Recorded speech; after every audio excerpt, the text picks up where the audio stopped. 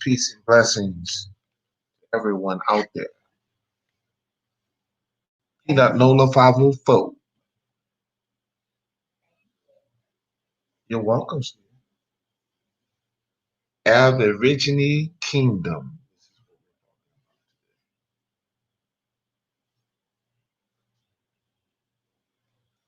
See if we can put this thing up. Okay, peace and blessings, to the nation.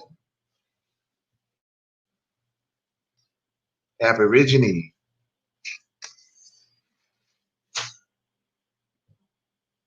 There's a lot to talk about today. Today's segment, there's Mother's Day tomorrow for those who have mothers or that they're and or mothers out here. Happy Mother's Day to you and everybody else. Also, happy Mother's Day to my wife, and also I want to, to my belated mother who died last year. Happy Mother's Day. Every example, don't get a special shout out. No, because this is a different world. That's why I'm called. You want to be exposed in the world?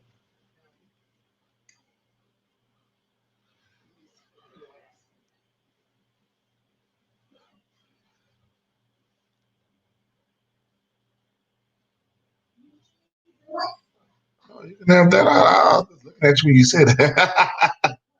No, whatever, whatever. That's the craziest thing in the world. Hello. Peace and blessings. This is another open panel weekend, and I didn't give you guys much videos this week, but I'm here. And God is good, and I'm hoping that you're having a great weekend. And I just want to tell you, all glory goes to the Most High, to all the nations out there, and Aborigine Kingdom we're talking about today. Okay, I want you to understand that I am a very, very positive person on these airways. Okay, I'm very positive, and in everything that I talk about, I try my best to be positive. Now, some people can get the worst out of you, but you just got to do the best you can to be positive. Some people can drive you to the stage where you can be negative, but we don't want to be negative all the time. We want to have a happy day. Sometimes we got to be happy about our life. You know, ain't nothing wrong. You heard me about being happy about you. Nothing wrong with being happy about you and your life. Okay, we got a lot of tragic things that is going on. Ahmad, the young man who died, he was jogging, and we seen what happened in that episode, and I am very upset. I keep telling people that if you got kids out there, you got to coach your kids. It's a shame that this is the only nation of people. So where we got a kid that we have to coach our kids that to not jog in certain areas, not go out and run in certain areas. It's crazy, you know. Happy Mother's Day to you too, and that's the thing. But we don't understand, and we and I sit here and I think about some of the things that we do as a nation of people. We cry and scream when somebody do something to us. When somebody do something to us, we are the first to cry and scream murder when things happen to us. And I want you to understand that. But when we do in our own nation of people, we don't have that same energy. We don't. And when I saw what happened to that young man, it was just unbelievable, disgusting. Unbelievable, disgusting. To the point where I have to tell my own sons, you can't go running, you can't go jogging around the corner. I know that you are trying to, prepare for football, and you want to be great, but we're gonna have to be monitoring the things that you do. And that's a fact, Brittany. And some of the things that we're gonna have to do, we're gonna have to monitor the things that we do.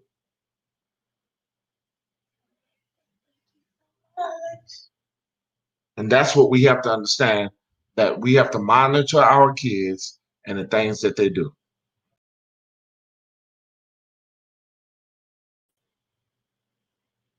Uh, Hello, peace and blessings for those who coming in. This is your boy Peter Nola. I'm in the house, and I'm kicking it. I'm kicking it here in the kitchen. You heard me? So I'm doing my thing, and I just want to tell you guys that sometimes you just got to be who you are. Be who you are. You know, and that's life lessons. We got a lot of things that are going on in our conscious community. We're not happy. I'm not happy what's going on. We're not a happy people right now. You know, we're not a happy people right now. And if you're happy, something is wrong with you. If you're happy, what's going on with our nation of people, something is wrong with you. It is what it is. If you're happy, what's going on with our nation of people, what's up, the America, higher. I want you to do this. We have an open panel. If you can click the link, I would love for you to come in because we're gonna talk about Aborigine stuff today.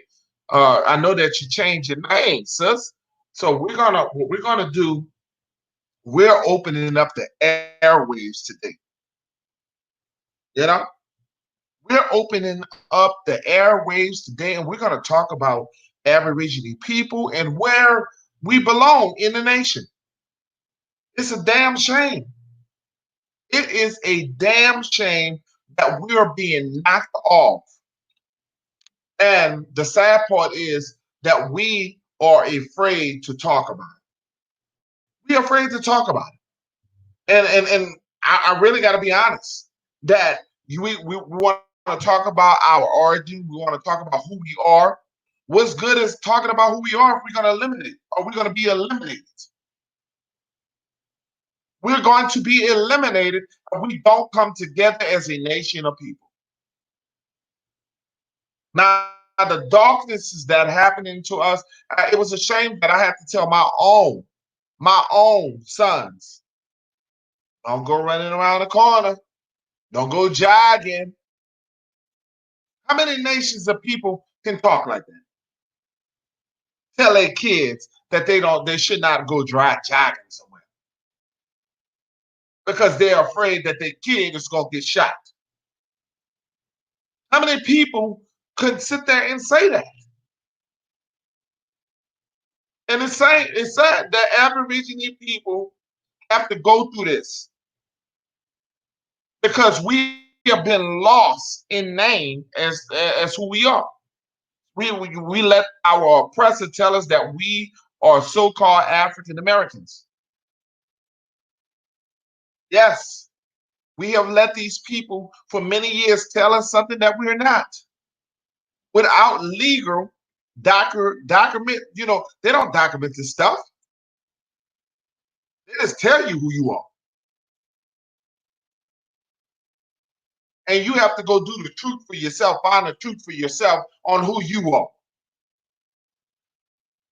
You got to look for yourself on who you are. You'd be ashamed to talk about who you are because you don't even know who you are. They're killing us like flies. It's like a fly swatter that's going on. Every second they're killing us. It is a damn shame that we sit here and all we can do is mope and cry. There's no justice for the melanated man and sister. There's no justice for us. And you think they care. Why? Why would you think they care? Your oppressor will never tell you the truth about you. Your oppressor will never love you the way you love you. And we sit here and we watch Trayvon Martin, from Trayvon Martin to now. And you really believe that you're going to find justice? That the Constitution was never written for us. It was never written for melanated people. That Constitution wasn't written for us. What's up? What's up? How you doing? Hello. Hey, Peace and hello. Hey, blessings. Chief. How are you? Hey, I'm doing fine. How you doing? I'm doing well. I'm here with my daughters. I realize, I'm always trying to find a perfect time, but I'm a mother of 3. And my babies are with me all the time. So I was like, let me just try to hop on if you don't mind them in the background a little bit. How are you? Hello? Definitely don't mind. I'm doing fine. I'm doing fine. Trust me. I'm a father of 4, so and I went through them times. And I understand. And what we don't understand is, and it's getting bad. It's getting bad. It's getting bad. And we're just getting. I think we're getting to the point where others. It's getting so bad to where we not even conscious enough to understand how bad it is. Exactly. And that's the scary part about it. That's the scary part about it, because we have so much energy to sit there and tear each other down, call each other out, not wanting to work with each other. And that's not getting us anywhere. In the past, we had each other's backs. You know what I mean? In the past, we had each other's backs. Think about it. Like, I think right now, because we have remembered that we are the indigenous people of this land, we are forgetting our own history going back there, because Black history is American Indian history. And we're forgetting that when we were moving from state to state, we would embrace these new people in the tribe, right? They might not have been from our tribe, of course. We're from different tribes, right? We're from different tribes, but is that going to make me sit here and say that we don't have the same struggle, we don't have the same interests? We're all, at the end of the day, they look at us and we're Black. We're the Aborigines. It's us versus them, but we don't see that. We want to sit here and fight with everybody. And I'm sorry, I don't know why I'm just hopping on and saying that, but it really should be simple. You know what I mean? But I think that right now they're running a program. I'm so glad. I'm glad you're on. I'm watching. Okay, go ahead. I'm sorry, I didn't mean to cut you off. No, I was saying I watch your channel all the time, and you be sticking with facts, and you be destroying people with facts, and there's nobody that can debunk what you're talking about. And I think what happened is we have so many people that are lost as far as when not the consciousness of believing who they are. When you talk about at an early age, if you take your youth, you take your young kids, and if they are teach and their oppressor is teaching them the European way, they're gonna believe that's what they culture is. And I think that identity crisis have been messed up when we think about Indian people, we look at people that looks like in the cowboy movies, in the cowboy and western movies. We don't think of these people as being that we can be the Indians. And I think that's what's going on, that us as a nation of people, we don't even know who we are. Right. And I'm talking about us as a whole, as a nation of the tribes. The tribes don't know who they are. They don't. Right. And the reason why is because we've been pushed. But no, go ahead. Go ahead, continue.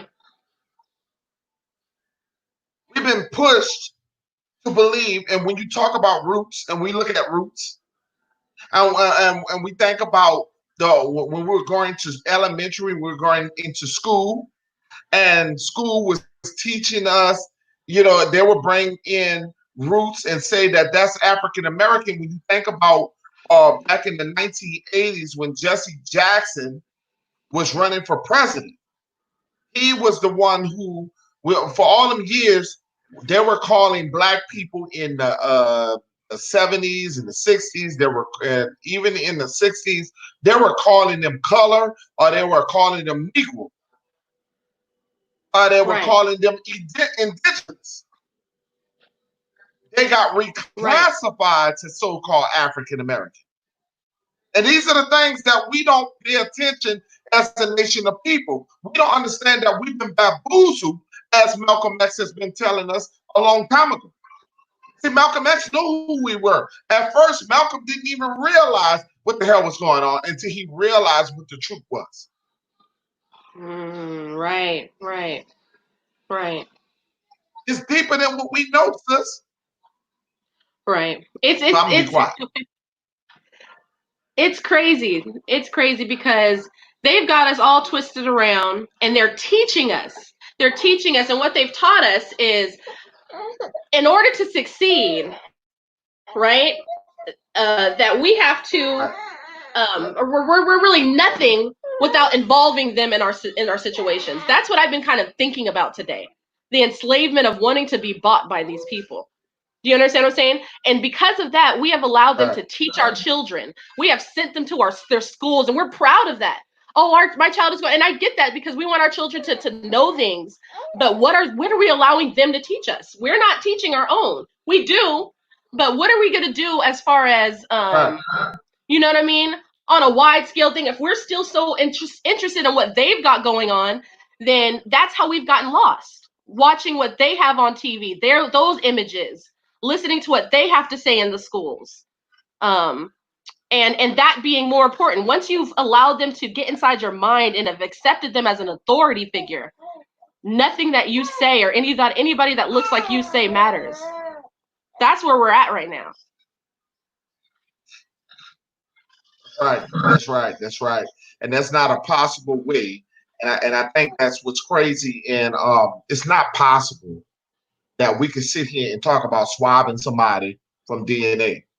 And I think that black people have to be really, really, they have to understand that common sense has to be played in your life. You have to understand that common sense, because them days of you not learning how to read, write, are over. Them days of you not learning knowledge, it's over. That we're in the technology era. We're in the computer era. There's no way in the world that we should be manipulated by the man no more. So I can hold the same excuses. I can talk about them excuses, but I can't talk about them excuses now. So Right. what I'm trying to say is you can't swab me and swab my lips and my spit Right. and take me all the way back to Africa. Because you got to go so many generations. You have to find the mummy or whoever it is to find who I am. So you got to understand that this thing, that when you listen, this is money. When they tell you about, oh, we can ancestry, you can find the ancestor, we can find that, it's the biggest money maker that's out there. And a lot of people don't. People were meant to lie to you, make money off of you. Right, and that's the sad part about it. You know what? And there were oh, you go ahead. Go ahead. Yeah, but it's because you're right about how big it is. This is huge. It's the what's that Roots show, Finding Your Roots, with Henry Gates or whatever. My grandmother was watching that, and they're programming our people's minds against themselves. You know what I mean? Because we're the Aboriginal people, and the movement of the people, right? Why some people were originally maybe in, Alabama or whatever, but they ended up in Texas or Tennessee or wherever. How people are moved. Why were they moved, right? They say it was because there's a lot of different reasons. But a lot of it was because they wanted to get people off of their land, off of their ancestral home. Once you've left home, once you've left the farm, they can move in there. That's what happened.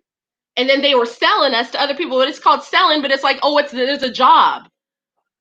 They would say, there's a job up in this other state, and all of a sudden, all these men would be going to maybe build a railroad or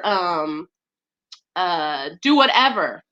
That's what happened. And when people would get to these other places, even if they were from different tribes, right? And when I say tribes, I think it's people, like you said, people automatically think of the Native American that they show in the movies, which were actually played by like Italian people. Sometimes, like one of the main actors, and he was Sicilian, he was Italian, he was no type of American at all, right? But it's interesting. Some of those old Cowboys movies, they'll show you the truth, and they'll show some so-called Black Indians in those movies. Sorry, baby girl. But as far as us being the Aborigines, us being the indigenous people, there's a lot. I don't know. Maybe this isn't the best time. I'm sorry to No. Do you? Continue. Go ahead, Chief Nola. So I'd rather just. I think what people don't understand, and what they don't understand is just that money and power in the United States is far more than what you know, and it's easy to manipulate so-called African Americans when genocide, when they kill millions of so-called Indians. Now you have to understand that the Mongoloids, the Asian persuasion that came down here, was here to replace us. They were brought here to replace the actual Aborigine people. So these people that you see, yes, they were Italians, but some were Mongoloids that came from Asia. Okay, and we have to understand that the ones that came from Asia were distant. They traveled here and they migrated. The same thing that we see what's going on in Africa. Right. The same thing that we see that's going on where these people, they go and they conquer land. They go in each land and they call it their own. They migrate all across the world and they go to these places and claim their own. Right, exactly. See, they have a lot of, and what we don't understand, Asian people can't stand melanated people. And this is rather you're African, rather you're a tribe of the Aborigine, they can't stand Black people. And this is right now they're blaming the coronavirus on Black people. Right. And this is the things that we have to understand. And for every fault that is going on, they blame Black people. Now, these same Africans that think that we believe that Africa loves us, Africa don't love us as much as you think they love us. We have Africans that came to America that become successful. They become doctors. They get jobs. In North Dakota, you can see them. They're everywhere. They got all the jobs. But they sign an agreement to distance themselves away from American Blacks.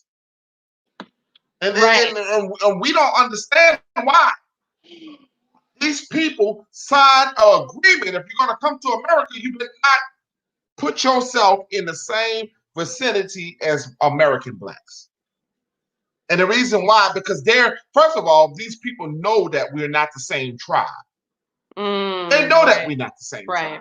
Right. And we go, and I used to tell people all the time, I say, somebody tell you to go back to Africa.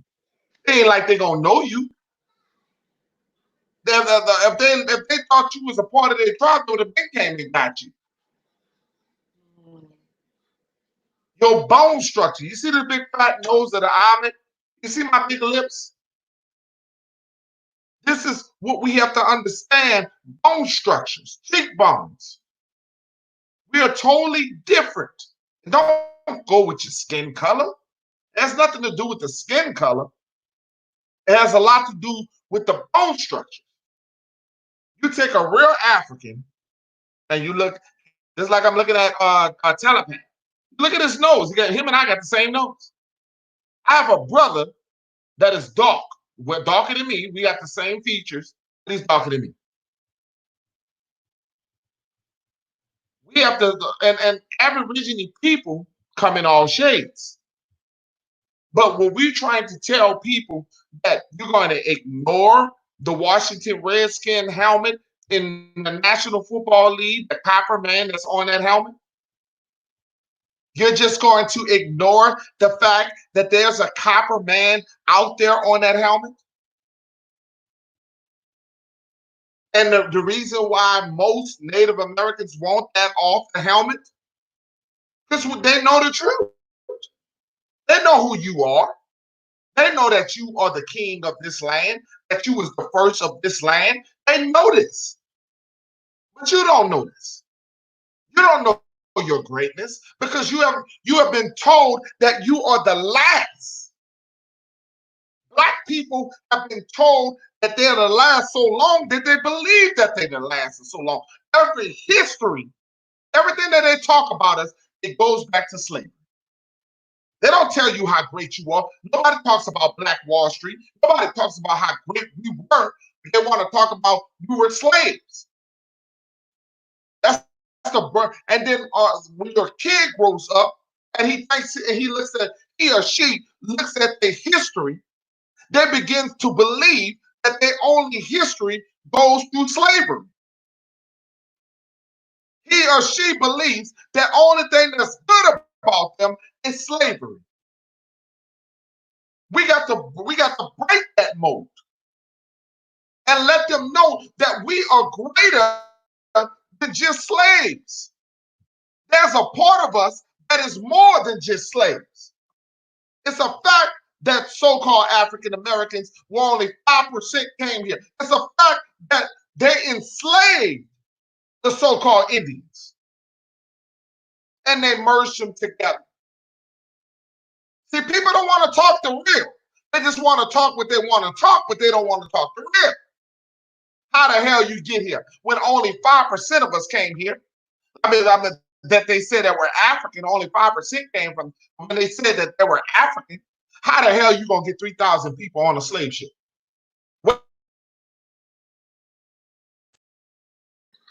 Right. But where's the slave ship? Right. Speaking about that, I mentioned this the other night that my mother, she has a so-called white friend, right? And I guess she was talking to her and she was upset about an argument or whatever, about an argument that me and her had about the slave ships, right? And the white lady was telling her, she said, well, what's going on? She says, well, I don't want to really tell you because this is like a race-sensitive subject between me and my daughter. She says, well, you could tell me. She says, well, it's about slavery. And the friend says, no, it's cool. Just, what is it? She says, well, my daughter was saying that there weren't any slave ships. And the lady said, well, why does it bother you that she says that? And she says, well, of course, because there were slave ships, And the white lady looks at her and she says, I don't believe there were any slave ships. And my mom said, what? She says, there were Black people in this country long before any white people ever showed up. And she told the truth right there in that moment. And what we don't understand is we're trying to convince each other that we're the Aborigines, or some of us know, but we're trying to convince each other, but they know. The white people that we go to work for every day, they know. They know. They have They always know, they known. remember, that's their They history. have always known who you are. Right, right, right. They have always known who you are.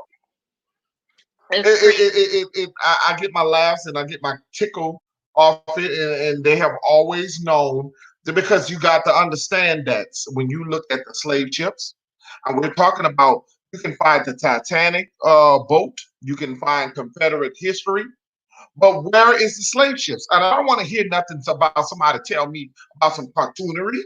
I don't, no. Where's the actual slave ships? Where they at? Where I can go see them? And I want to hear nothing that somebody made up on. It's been a lie, one of the biggest lies. And like I told you, we know that Spanish people came here. They came here voluntarily. We know that Chinese people, who are all the other immigrants, came here voluntarily. But the so-called African American didn't come here voluntarily. And you have to, the mystery has been all along. They have been hijacked in our history. Just like when we looked at who made Kentucky Fried Chicken. When it was a black woman whose recipe was stolen. When we talk about music, all the music that was stolen for so-called African Americans that are Aborigine.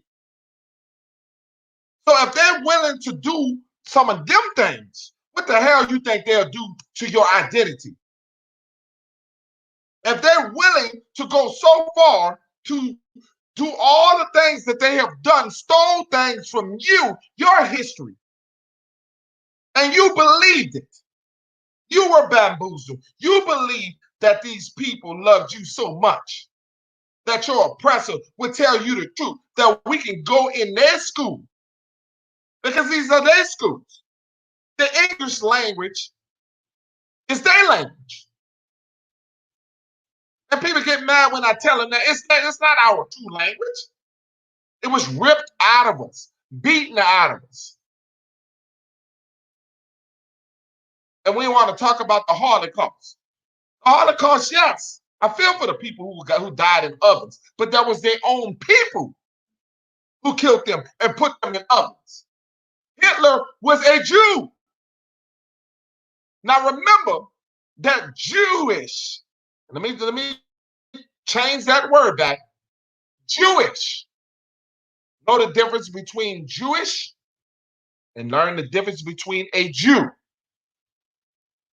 Because the people that lives here in America are the most high chosen people. Okay? There's a difference, and there's a reason why all the nations hate you so much.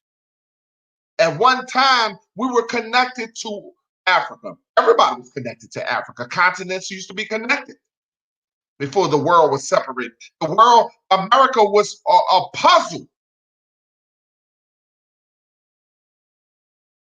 And they tell you so much about how great Africa is, but they don't tell you how great America is, because the Amek and a lot of great pyramids, a lot of that stuff was destroyed. History was destroyed here. History was told in reverse. You are the Jews. As the biblically say, I'm not biblical, I'm not religious, I am spiritual. And as the spiritual part of me tells me, is that we are the most high chosen people, because you tell me what other nation of people gets killed for nothing. For nothing. The young man died down the street. He's murdered in his blood for nothing. You tell me what nation of people gets or ridiculed for nothing. They got it all wrong, because even Africans hate black people. But I'm not talking about the same color. I'm talking about indigenous black people, because they know that you are the most high chosen people. I'm ready for you to talk. No, I'm just listening. Hello? I'm just listening. I'm just listening. You know, you're right. You're right, You're because still there. we're a special Well, people. back to what I was saying. Some kind of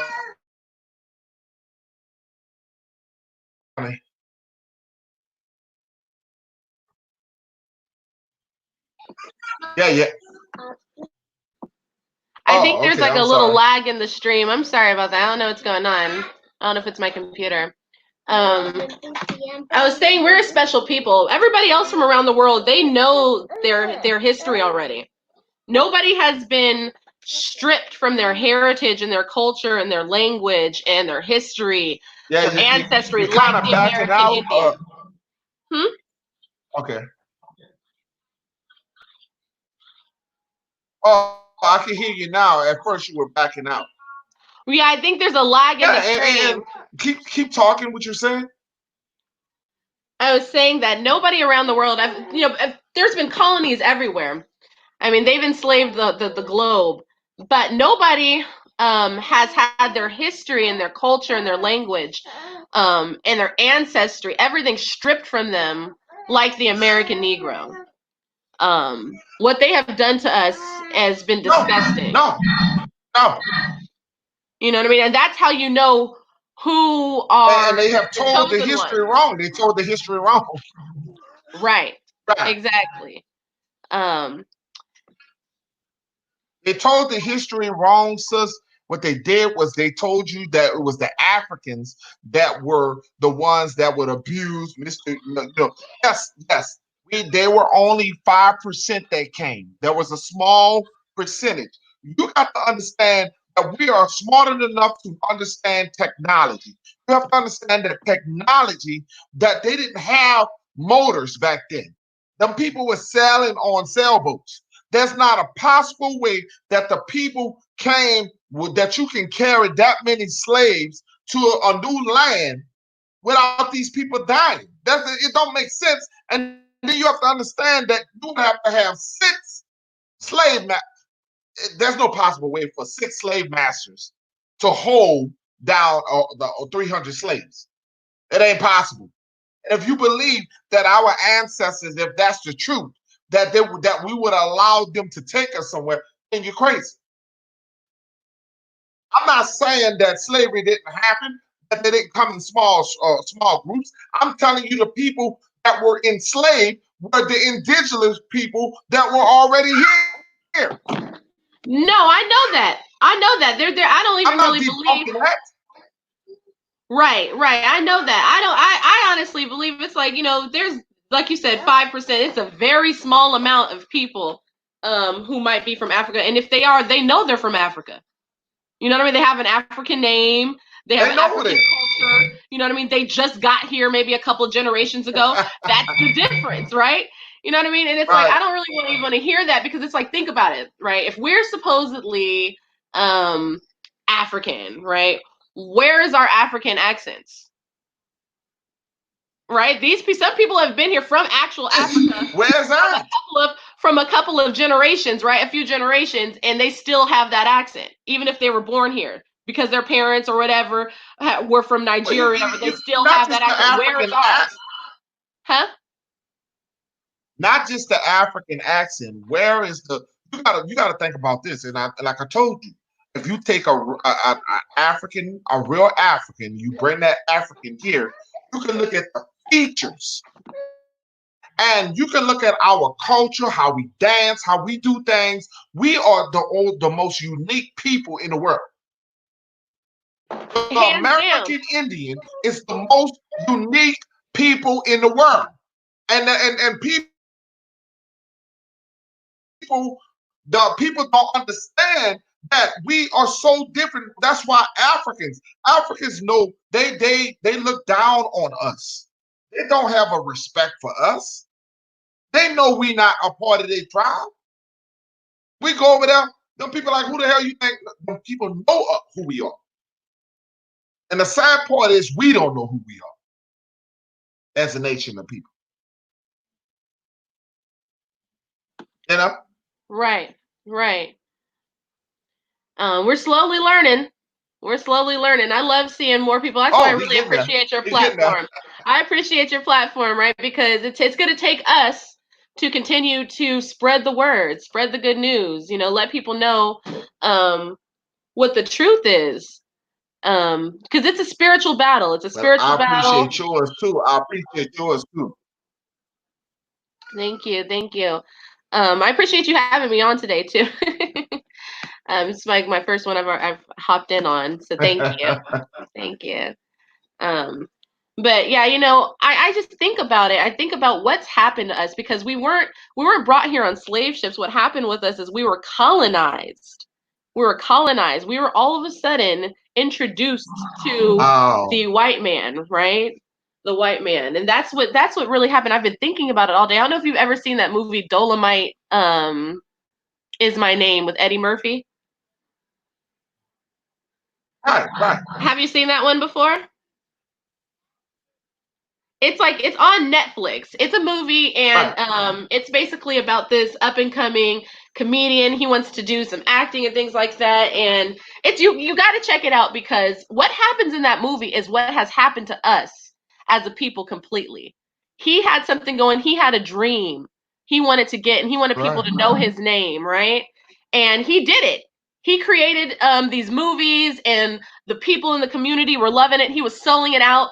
And a production company or whatever, a distribution company, had contacted him. Mind you, they had already before told him that they didn't want to work with him. They shot him down in the beginning. But now when they saw that he is doing like 98% and he's making some serious money, all of a sudden they want to call. And they bring him in and he gets all dressed up and all him and his people. And there's a part where they're asking for the scene, the deal, right? We want to basically distribute the movie for you. Let us take you to the next level, right? And he's saying, I'm doing it all by myself. I don't see why I need you. And they said, well, fine, do it yourself. But if you want to do it the right way, then you need to work with us. And he stands up and he says, there's a person in my movie who he came back and he noticed that these people wanted to take everything from him because they didn't think that he knew any better. But I'm not going to be like them. I'm going to stand up for what's mine, and I'm not going to get basically a bad deal or whatever. And the guy looks, and the white guy standing across from him, and he's scared. And he says, so this is the part where you rip my heart out? But Eddie Murphy shakes his hand and gives him the deal, right? And right there, it's like success. But what did the white people do? Nothing. All they did was they had their connections. And that's what we did. We forgot about ourselves. We forgot about each other. We don't even want to talk to our family members. We can't stand being around them. But we are the connections. If we had our own connections, that'll be that. They're coming in saying that we need them. We need them. We're dependent on them right now. And we feel like, and that's what it is. It's like we need to love ourselves as a people.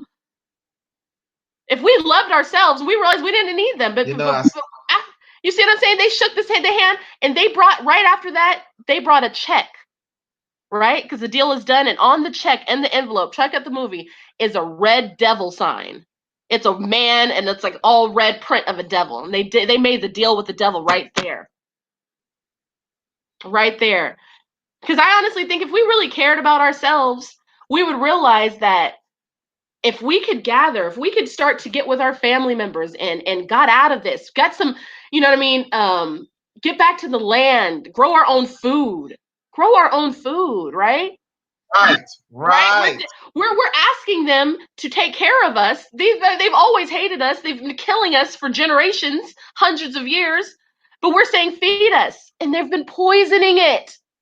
Right? Think about what's going on in Flint with the water. But we still trust them. In fact, we want to do everything for them. They've tricked us. They've completely tricked us.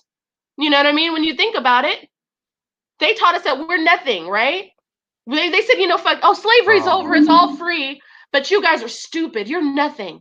So then we wanted to go to their schools, and they've taught us all types of other stupid shit that keeps us working for them for every single generation. And that's what we think is successful. You know what I'm saying? We want our kids to get good jobs so they can work till they're 65. And we want their kids to do it too. But why? What are we working for? Their approval?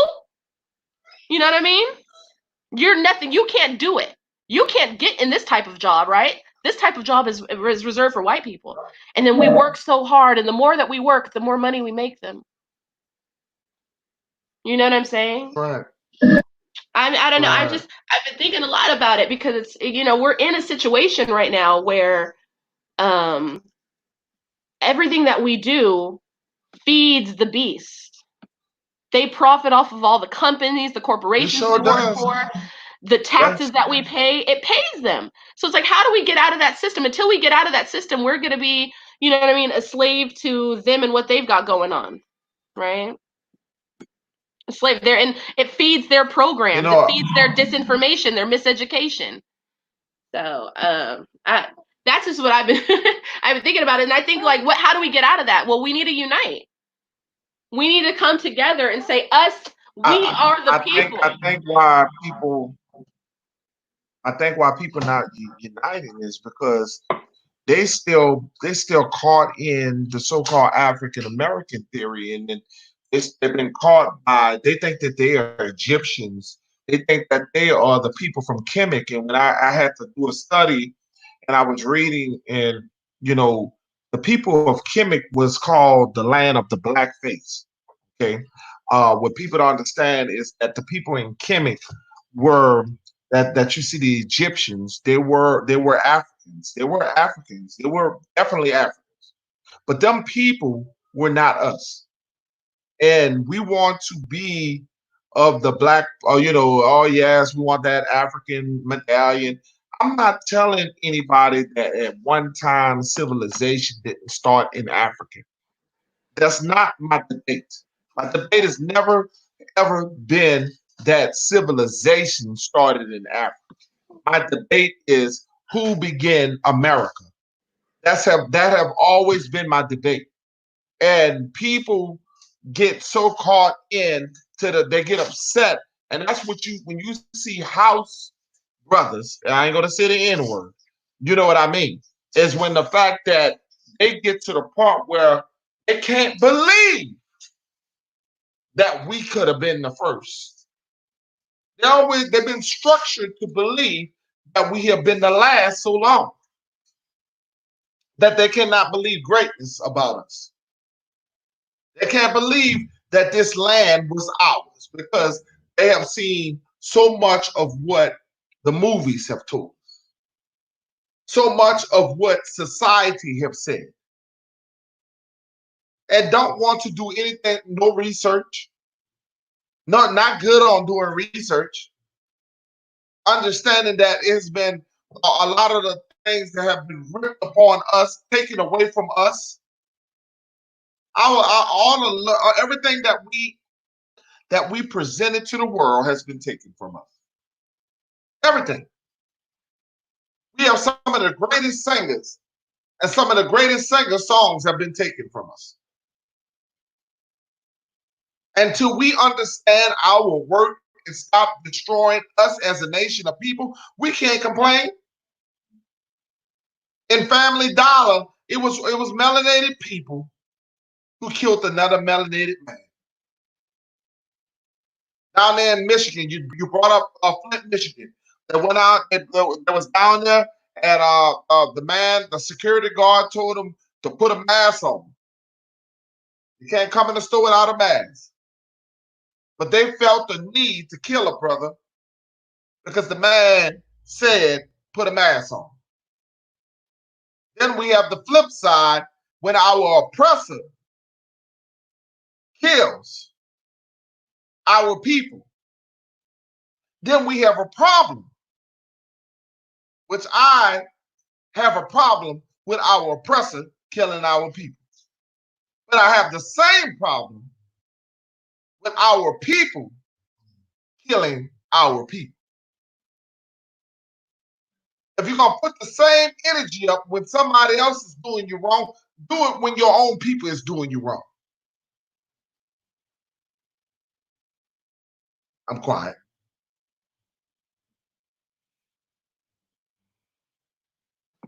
Hello? No, continue, yeah, continue. I'm enjoying, I'm listening.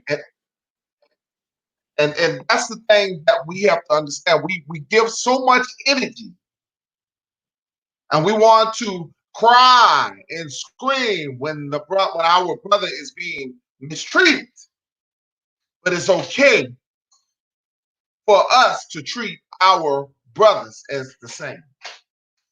We kill our people, then we don't say anything.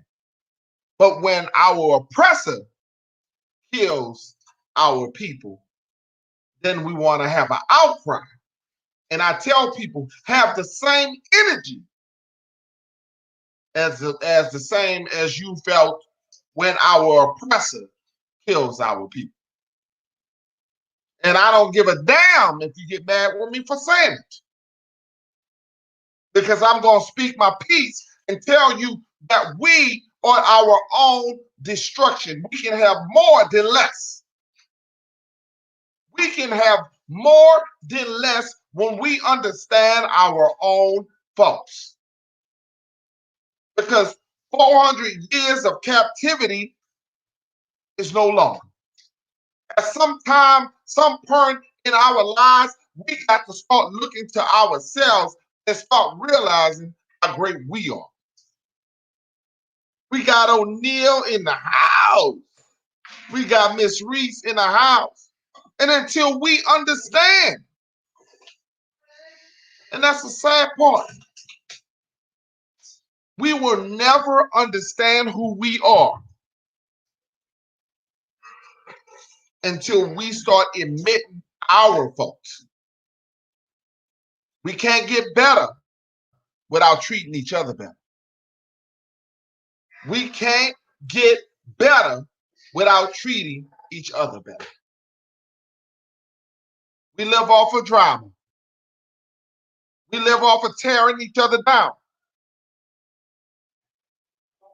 But then we have an outcry when our oppressor do the same goddamn thing to us. When our oppressor do the same thing, we want to cry, scream, holler, oh, the white man did this, the white man do that. But when the black man do the same thing, we want to act like it didn't happen. Have that same energy when our own is killing our own. Have that same energy when we destroy our own. We are only as good as who we are as a nation of people.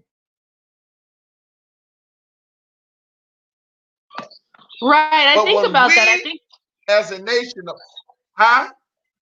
Continue. I'm sorry, I didn't mean to cut you off. I keep doing it. No. I want you to. Go ahead. I get to rambling and I won't stop. No. I'm the same way. That's why I'm like, oh, don't step on those toes. But I just wanted to share. I'm just thinking about, like, what if we were apart from this, right? I think about the fact that it's the dependency on this system and not each other that is the main issue. You know what I mean? Think about how many people have died. That's right. Because of the fact that they control the resources. And that's really what, like, an economy is, right? They give controlled prices for things, controlled wages, right? And they make it so that, you know what I mean, by the end of the month, you still don't have enough to be able to not have to go back the next month. You know what I'm saying? Think about That's the right. fact that, you know what I mean,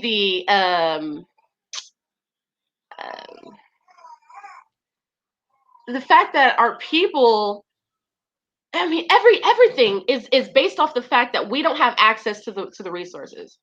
You know what I mean? If we had our land back, we would be able to go outside and pick from a tree fruit to eat, fruit from a tree. You understand what I'm saying? That's free. You That you should don't have not to pay have nobody to for. pay. Right. You see what I'm saying? You should not have to pay to eat off your own land. Right. Exactly. And that's the part that it's like we say we're free, but we're really not, because everything is at a price, right? So how is it free? No. How is it free, but it's at a price? that's not free then, right? And that's the system that they've put us in, and it makes me sad because we're now judging each other based on how much money we have made, really, the white person, the white man, honestly, to be honest, you know what I mean? Because at the end of the day, we're not the ones who are profiting off of all these businesses, right? So we're like, well, how much money you broke, or this, that, and the other, judging each other. That's right. And not wanting to even get into a relationship with somebody because we feel like they're not going to make enough money for that person, right? But what do we really need, right? That's What do right. we need? We need food. We need houses. We need houses, like the essential shit. We're thinking so far ahead of we need to make money. We need to be rich, right? We're missing the actual shit. It's like almost, you know what I'm saying? The simple stuff. If we had that, we would be so free. You know what I'm saying? And it makes me sad because That's right. we do that to each other.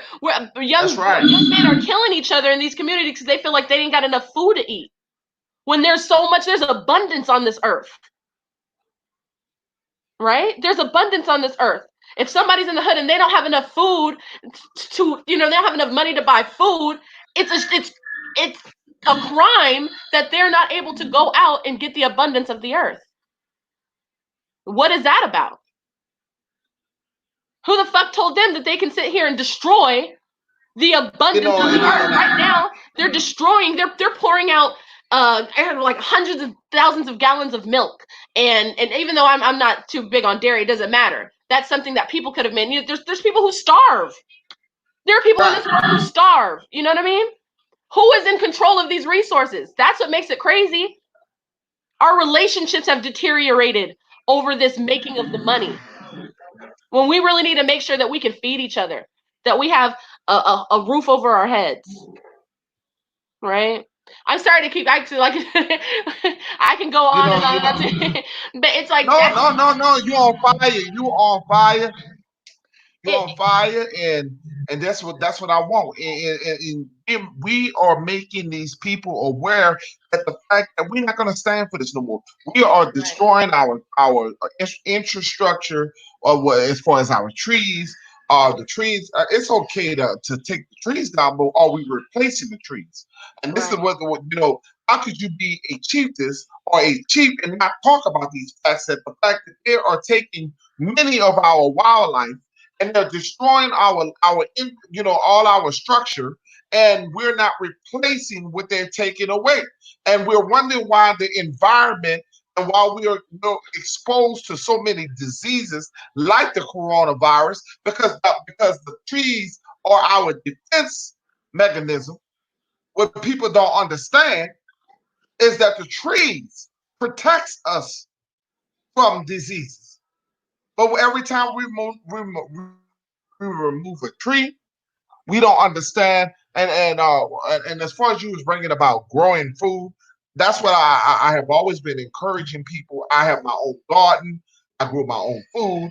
I've been very much encouraging people to grow their own food because of pesticides and all the things that is going on. Even the people that eat meat understand that that is not the same meat that your grandmother and your grandfather had in the hog house or whatever they was eating back in the days, and they were eating the food of the land. And this food is being injected by steroids. We got more cancer now than we have ever had in our centuries. Is because you are what you eat. Chicken looks way more bigger than what chicken used to be. So they're killing you through your food.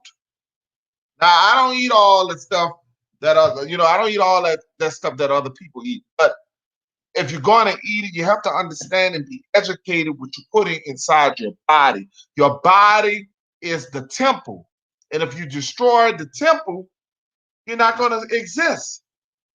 And when you talk about the coronavirus is killing melanated people who already have diabetes, who already have high blood pressure, who already have obesity.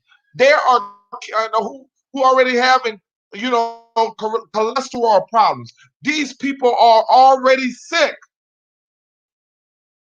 That is not killing healthy people.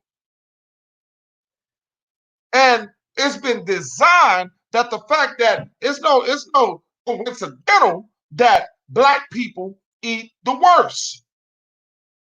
So you can get mad with me all you want, but I'm gonna tell you the truth. Follow another channel ain't gonna tell you the truth. The fact is, we eat garbage as a nation of people. We're ingesting garbage, and we're dying every day. We don't listen to what the ancestors have taught us and has been teaching us what to eat. We don't. We don't follow that. We eat garbage, and it's killing us every day. So we won't exist one day, and we're talking about what the white man is doing. The white man has gave you the scraps, and you have continually ate the scraps. I'm quiet. Mm-hmm. That's deep. No, that's deep. That's deep, and that's true. That's true. We, our diets out of everybody in the world are the worst by far. And I think it's also because we're so far away from our culture, the way that nobody even really prepares food anymore. People do. Yeah, I do. You know what I mean? But and I think it also goes back to the fact that it's like, people are so busy working, they want something to eat quick. You know what I mean? That's why it's like I really think about the fact that us as leaders and as people who care about our people, we need to start thinking about the situation that our people are in. You know what I mean? The situation that they're in. Some That's people right. are barely making it, you know what I mean? And they don't have any time. They're tired. They're tired. They don't have time. And that's the issue. That's another part of why a lot of people don't really care to know that we're even Indians. Is because they are so tired at work and doing all this stuff. And that's what's so sad about it. You know what I mean? They have us, well, like I said, they wanted to fill our times. How would they even know, sis, if they are, well, first of all, indigenous people, and I told you when we were talking about reclassification and learning who we are, why would they even know who they are? Because they've been dictated for so many years. If you've been dictated and you've been told something, and when we look at the census, they tell you what to write. And I told you, I said, when you come out the womb and you go to the hospital, they tell you, they've been telling you, it's not like that somebody swabbed your ass and made you who you are. You just assume that you're African. You just assume for somebody who they told you. Now, if you come from a family that has been telling you for years, like myself, that's been telling you that you are Indian and that you are an Aborigine person, then of course you would have the advantage on a person who don't know. Right. But when you sit the time to do research and understand that we got a lot of brothers and sisters have heard from their grandmothers that, oh, I got Cherokee in my blood. I got Choctaw in my blood. But they don't think that they still don't believe that they're Indian. They still because the narrative of TV told you what an Indian looked like. Right. Right. Because they are push you to believe that you're African. But you're losing a lot of money.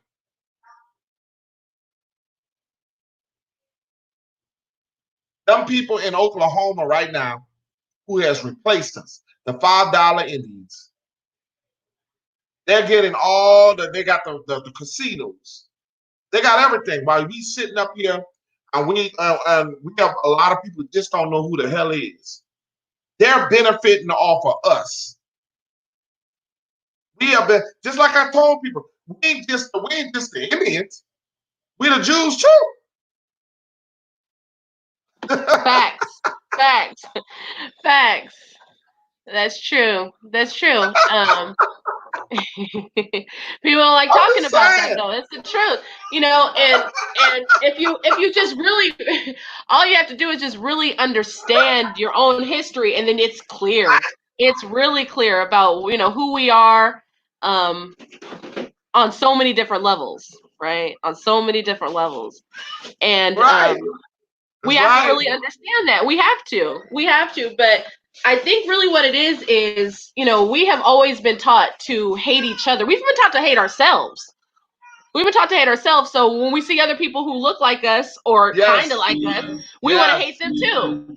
You know what I mean? And we've been taught that because that's why I mentioned earlier about the movement of the people. When they had to start moving people from state to state or wherever, those new people had to find communities that were already there.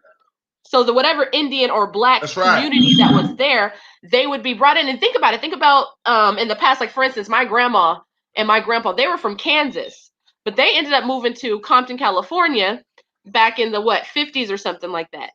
And they Correct. created a whole entire community of other Black people who had ended up in California too.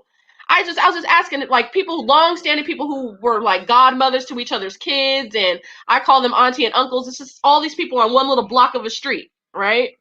Who have now grown old, and my grandparents are kind of the last ones left on this little street.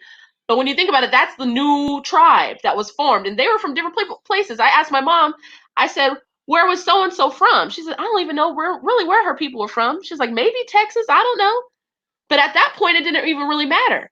They just saw people who were Black, and they joined their own little crew. And I think that we really need to kind of start getting back to that too. Understanding, yeah, we are indigenous people, you know what I mean? But we might look different, you know what I mean? But we still are, you know what I mean? The cop isn't looking at us and saying, you know what I mean, these features are different from these features. But They're the seeing just only a Black male reason and they why we want to look shoot. different, You know what I'm saying? And our the only reason why we look different, some of us are light skinned, some of us are dark skinned. And the only reason why some of us are light skinned and some of us are dark skinned, because we're not going to be idiots and say right, that we wasn't raped. Yes, our right, culture has been raped. Yes, our culture has been mixed in with the European man. Nobody's stupid. Yes, I got French in my blood. I'm from New Orleans, right, Louisiana. right. I come from Louisiana. Of course, we have Cajun people. French people have came down there. But we're talking about the beginning. We're not talking about the end. We're talking about the beginning. Mm. And these people, so what's Halita, up, brother. indigenous original copper? We got our brother on here, Hey. and we got. Look, we have Salute. an open panel today. If you want to, you want the link. If you want to come into the link and talk about what we're talking, this is open panel Saturday, and we would love for you to come on and talk indigenous talk with me and the sister. Tell them your whole name and pronounce it. Sorry, what was that? I wanted you to pronounce your whole name. This is American heiress. Are you talking about indigenous original copper Indian? Yeah. Yes, yes.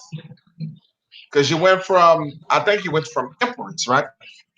Yeah, the Empress Cali to the American heiress. I Yeah. did that because there's a Okay. couple of things. All right. Empress has like Roman connotations to it. Those are Roman leaders. Yes, And I was waiting for you to say that. yeah, I've been wanting to do it for I a was waiting minute. for you to say that. Right. And that was, and so it's like when I first started, and I was Yeah, like, you're right. Yeah, I you're just right. kept it. Right. And I was like, man, I can't be on that. Yeah. That's the same empire that's taking over everything right I have now. told, yes, I have told somebody, I said before, I was telling somebody, I said, we went from, a lot of our people like to be called king and queen.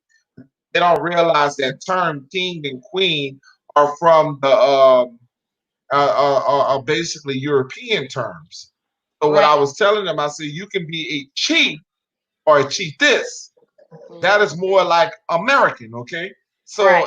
So I tried. It's going to be hard to get people to understand what we're talking about and understanding the difference. And that's what I try to tell people all the time. But as far as the identity crisis that's going on, we just got to one step out of another. You keep doing what you're doing to make some of these young people. Trust me, some of these young people just don't know who they are. Right. So We can't blame them until we can get to their mind so we can let them understand research, understanding that no, you are a greater people than you know. You are a greater people than you know. And that's all I want. I want our people to understand that you did come from somewhere. You wasn't a cast off. This was your land. And that's all I want people to understand. My page is uplifting the so-called African American. And we remember when you hear me say so-called, that means question. You understand what I'm saying? Oh, for sure. Because those are labels. Those are labels. And that doesn't represent us. And so it's so-called. Yes. So what they're calling us, the so-called. But I appreciate that. I appreciate that because we need people talking like this. Because if we only go by what we hear in the music, especially the music right now, all they're talking about is killing each other. It's like, of course we're killing each other. We're sitting here setting our vibrations to, all types of death and despair in these songs, and you know what I mean. And we're using it against each other, and that's on purpose too. And I think that even goes back to the fact That's that right. we want recognition. We want recognition from this white man. And it's not because of That's them, right. really. It's because of ourselves. If we loved ourselves, it would be that. But because we want somebody to know our name out there, you know what I mean? We want to sign a deal with these people who in the end want to tell us you can't say this, that, and the other. I want you to say this, that, and you know what I mean? I want you to talk about killing people. I want you to talk about fucking, you know what I mean, these people and calling women bitches and all types of stuff, right? When we have allowed them to buy us, we have allowed them to buy us because we're just waiting to be bought. Please, somebody, if I could just get a deal, a record deal, right? That would change everything for us, right? Because when we think about it, everything that they have taught us is That's successful, right. and so they can buy us, right? And we want to be bought. Well, to tap dancing and music, that's no different than the time back in the 60s and the 70s when we were buck dancing and tap dancing and all that other stuff, or they wooed us through entertainment. So, you know what I'm saying? Through entertainment. Right. They love to see a melanated person, a copper person dance. But they want to see them dance and perform like they're a circus. Okay? Right. They love the performance, but they will never see you as equal. Right. As Right. and that's the thing that we have to understand. They'll never see you equal. And I'm looking at my brother, Indigenous Copper Indian, and when you look at his nose, if you look up and you see my avatar, if you can see my nose, and you see his nose, you can see what I'm talking about. You see them noses? That's the Ame. You know what I'm saying? I might be light skinned, he might be dark skinned, but we have the features of the same people. You Oh, for sure. understand what We're I'm saying? different. I know So exactly that's what you're what saying. right. We come in all different shades, but we are the same people. And the only reason we different is through the rapes. Because we have been raped and we're not as pure as we would have been if we wasn't raped. Okay. So that's the thing. What a lot of people don't understand. We have a lot of cultures that is mixed inside of us, due to from the rapes and stuff. But I'm so glad that we have so many woke people that don't mind learning about themselves. And we changing the guard. If you and I would have talked about this 5 years ago, you and I would have been kicked off of YouTube. We'd have been ridiculed. We'd have had more dislikes than likes. But people are waking up. People are finding out the truth about who they are. And I'm proud. Right. Me too. Me too. Because it drives me crazy. I'll tell you, when I see these so-called white people with the feathers on and claiming our heritage, that for some Oh, that $5, fucks $5 my Indian. ancestors can't stand it. They cannot stand it. It is like crazy, and it's like, like it's because it's literally the people who came to steal our land and enslave us are now just pretending to be us. You know what I mean? And the more that we claim to be black or from Right. Africa or from wherever else, they are allowed to do that. And not today. That's That right. it's over for that. You know what I mean? But that's what I'm talking about the unity. You know what I mean? If we were all unified as indigenous people, they wouldn't be able to do that. But I feel like there's so many, little rifts and beefs and all types of crazy stuff going on that, we can't even get on one page real quickly to stand up as one, together, united. You know what I mean? What's the next step? I'm gonna end this with you because I'm gonna end this the fact that the census and I tell the if you believe that you are an American Indian, stop when the census come out. Stop putting yourself as an African American. Put yourself as indigenous American. I'm telling you, American Indian. Put yourself as that. Do not put yourself as a so-called African American. And I'm gonna let you do the close as I cut this video, but I'm gonna let you close out because I want everybody to follow your channel and everybody to get to know you. So when they come on and they see the video, they can know who you are so they can follow you. And I will share this video and I also will let everybody know who you are, sis, so we can build and we can get better together and we can. And look, this ain't gonna be our first build. You and I are gonna do this again, right? Yes, definitely. Thank you. Like I said, this is my first one. I did one the other night by myself with Misael, maybe a night or two ago. But this is my first time hopping on a live, and I really appreciate you welcoming me and letting me come on here and shoot the truth with you. I appreciate it. Thank you so much. Thank you for all you do. Could Really. you tell everybody? We'll definitely have to do it again. Could you tell everybody what tribe, what tribe you're from? What is your background tribe? I'm Chata, the tribe of Chata, Indian. What I want to know, what is your background? Well, What you identify?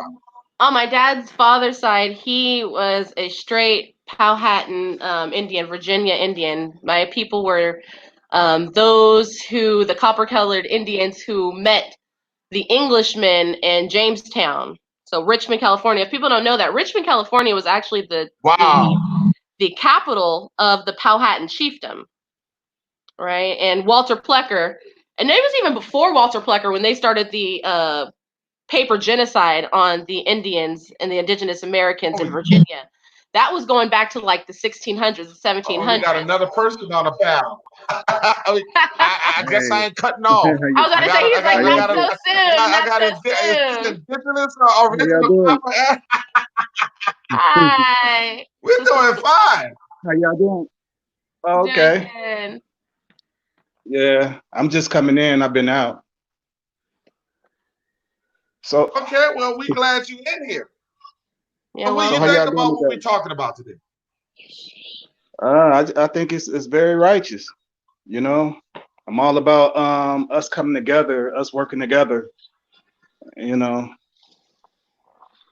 everybody knowing who they are, knowing their bloodline, knowing their blood type. You know what I'm saying? Everybody being on point. That's everybody using their intelligence. So what we were talking about today, and we were talking about reclassification, and we were talking about our people making excuses because we had the incident where the young man went into Family Dollar, him and his mother and father, and they actually killed a security guard officer today. I mean, not today, well, a couple of days ago. And they killed him at the Family Dollar in Flint, Michigan. And we're also talking about the brother who got murdered for jogging. So we're saying that Black people have to keep the same energy for both. You understand what I'm saying? Yeah, I understand. But it's like, man, it's like when you lost and you don't know who you are and it's like all you know is what you got. It's like you get situation as that security guard losing his life, over from all he was doing. He was just doing his job. He had a family to take care of. So it's just when you filled with chaos, when you don't know where you're going or how you're going to get. It's like this is the stuff that keeps us backwards. It's like that's why we live in this we live in the age of information right now. So I just feel like ain't nobody on. It's like everybody should be on their grind. Everybody should be an avid researcher. Research everything, question everything.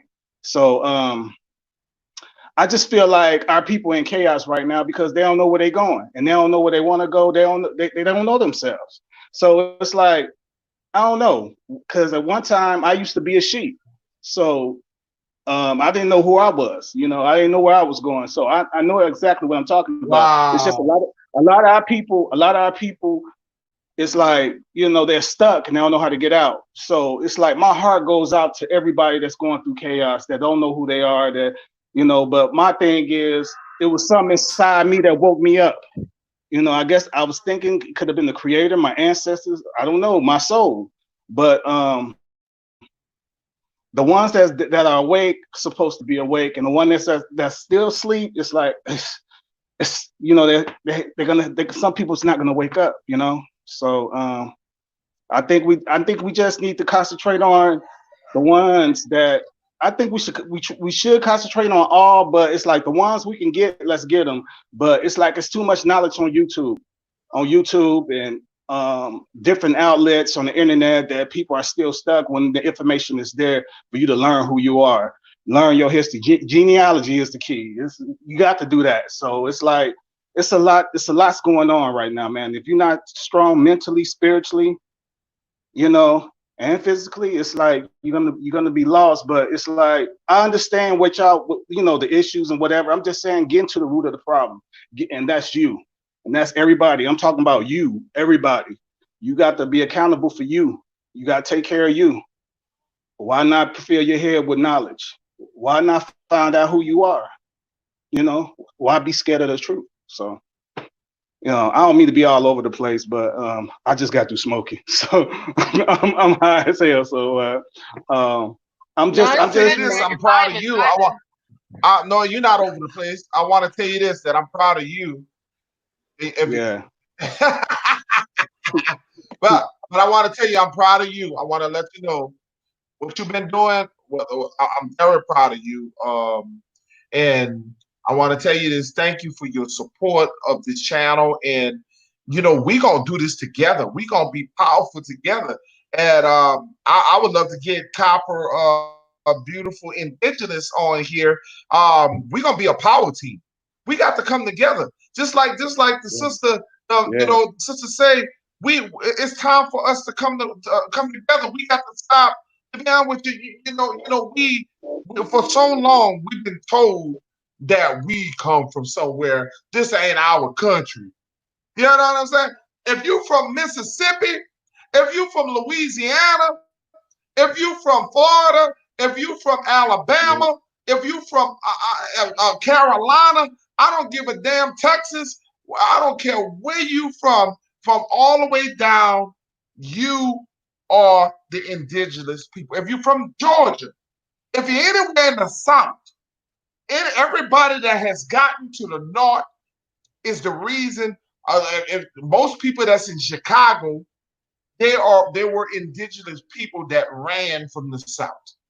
Most people that's in New York, they are indigenous people that ran from the South. Okay, this is your All day. land.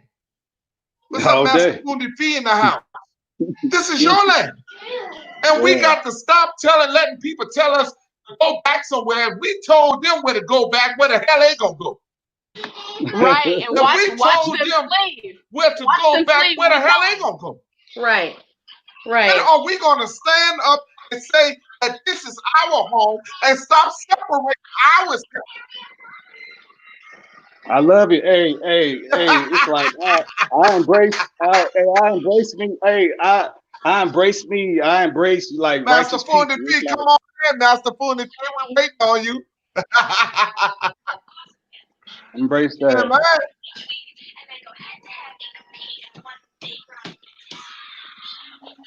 Nola, salute, warrior chief. I was born in Chicago. My great grandfather was from the South. That's real talk. Yeah. Anybody that comes that's in the North, and I want you to understand this. That because you are resigning there, because you live in North Dakota, or you live somewhere in the farther land, you way up in New York somewhere. How the hell you got there? Melanated people were in the South because of the sun. We gravitate to the sun. None of I was born. melanated, but because they're oppressive. Where were you born, brother?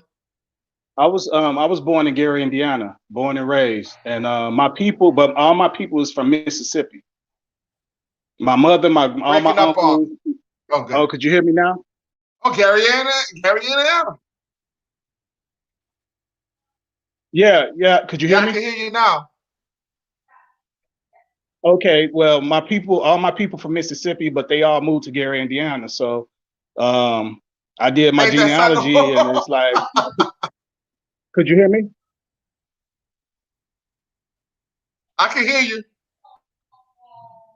Yeah, but all my people, they from Mississippi. Yeah, all my people, they from Mississippi, and my great grandmother, she was Choctaw Indian. Choctaw Indian. So that's where my people from. So that's what I represent to the fullest. You know, I embrace who I am. You my family. You see our nose? Yeah. Look at your nose and look at my nose, brother. I see it. Yeah, I can see it. My dad was born in Mississippi. My dad was born in Mississippi. My mother was born in New Orleans, Louisiana. Okay. Okay. So I understand what you're talking about. Okay. So what we have to understand is this: we are building a super team. We are building a super team. We no longer lost. We found now. Yeah. They took our original language, took us from our original language, told us that we come from Wakanda somewhere, and we believed it. We believed it. Yeah. And it's time, I think it's time that we be connected. We are to the ancestors. All praises to the ancestors. All glory goes to the ancestors that has been teaching us. We the only nation of people that has fallen so hard. People don't like us because we are the greatest of the Most High. Yeah. I got we are the greatest of the Most High. Peanut. And we out here claiming. Peanut. Is the sister back in? I want to know. I hope we didn't drown you out. Sister, you still there? No, I'm good. I'm enjoying. I don't want to talk over people. So I'm just I'm vibing with you guys. Vibing. I'm the same way. But I'm out here in Long Beach, California right now, and I've been trying to wake up my family, but it's like everybody they're not taking it. You know, they fighting and they mad at me. You know.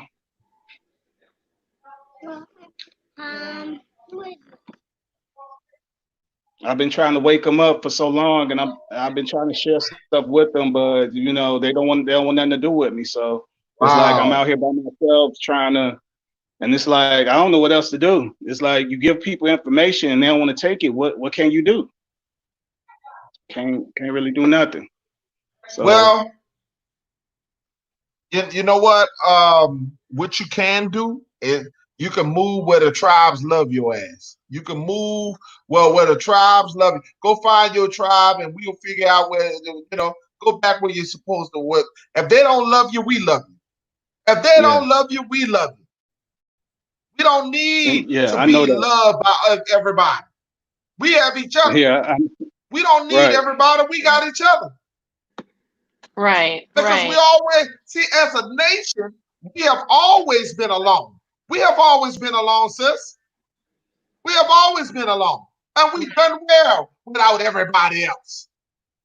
Yeah. If we start owning businesses and start taking care and start doing what the other nations are doing, we can thrive. We can thrive. Are you there, sis? Yeah, for sure. We do. We need to. We need to. Like they, these people own everything and therefore they own us. And all of our effort goes towards building them. And, that's why I say it's like, we need to get around the people that are on the same frequency as us. We really do, I'm, because we I'm could do so much more. We could do so much more right now. Everybody's trying to make it in their own little area so That's right. far apart. And that was their point in the first place, is to scatter everybody, to send some people there, send some people there. And like, especially during this lockdown, it became really apparent what people really need. You know what I mean? And what has really happened, because all of a sudden, maybe some of our elders are in a whole other state by themselves and they can't go outside and they need some help. You know what I mean? Things like that. It's like our people, we're hoping that as long as we work for the system, we're going to be taken care of, but the system don't care about us. The system don't care about us. And you know what I mean? We need to really start to try to take care of ourselves. And I think honestly the land is a big part of that. You know what I mean? The land's a huge part of that. Getting back to allowing the creator to be able to provide for us. It doesn't have to be so difficult. It is difficult because they have actually, looking at our history, there was laws in place that black people couldn't own land. Right? And after they've already claimed us blacks, I was talking about Walter Plecker, right? Because that's what they wanted to take away from us. And so when you think about it, us as Indians who have been classified as black, it's all the same history. You know what I mean? They took our land in the South, pushed us someplace. Some people stayed in the South, right? Some people did, but a lot of people moved on up north. They moved on west. My people ended up in Kansas, off of the Trail of Tears. Some of those people were Mississippi Choctaw. Some of them, one of them, my ancestors was born in Louisiana, but they all ended up in Kansas. And what you got to understand is like, why? How did that all happen? You know what I mean? What's going on? And I think that's kind of where I come from. Is like, as I started looking back at my genealogy, I realized that there has been a lot of times where these slave masters have raped my young grandmothers, little girls. You know what I mean? And I come from it. And so, you know what I mean? But that's the same story that they tell, the Pocahontas story, right? It happened to so many tribes. What they wanted to do was wanted to get in. They wanted to graft their blood in. And where, you know what I mean? Some of us are now the product of that, but some are not. Some of our tribes were lucky and they're untouched. You know what I mean? But when you realize what actually happened, it's scary. Exactly. Thank you. I'm just looking at copper butterfly indigenous. The forced vaccinations would be a non-factor, right? We wouldn't even care what any of these people are doing. We wouldn't even worry about, you know what I mean? All this stuff. If we had our own stuff, we wouldn't be worried about what they're doing to their people. Are we our own people or are we their people? You know what I mean? We want to keep claiming citizenship and all these things, but we need to step outside of that. I honestly think. You know what I mean? If we had our land and our own way to take care of ourselves, then we wouldn't worry about them. You know what I mean? But they keep counting us, though. That's why it's like I'm on the fence about the census thing. It's like, yeah, if we were going to stay in their system, let's do it as American Indians, of course, because that's who we are. But I'm tired of being in these people's system. They're not doing right by us. In the past, we've accepted it. You're right. Putting us, what you saying, being in a system has, because they tank the system.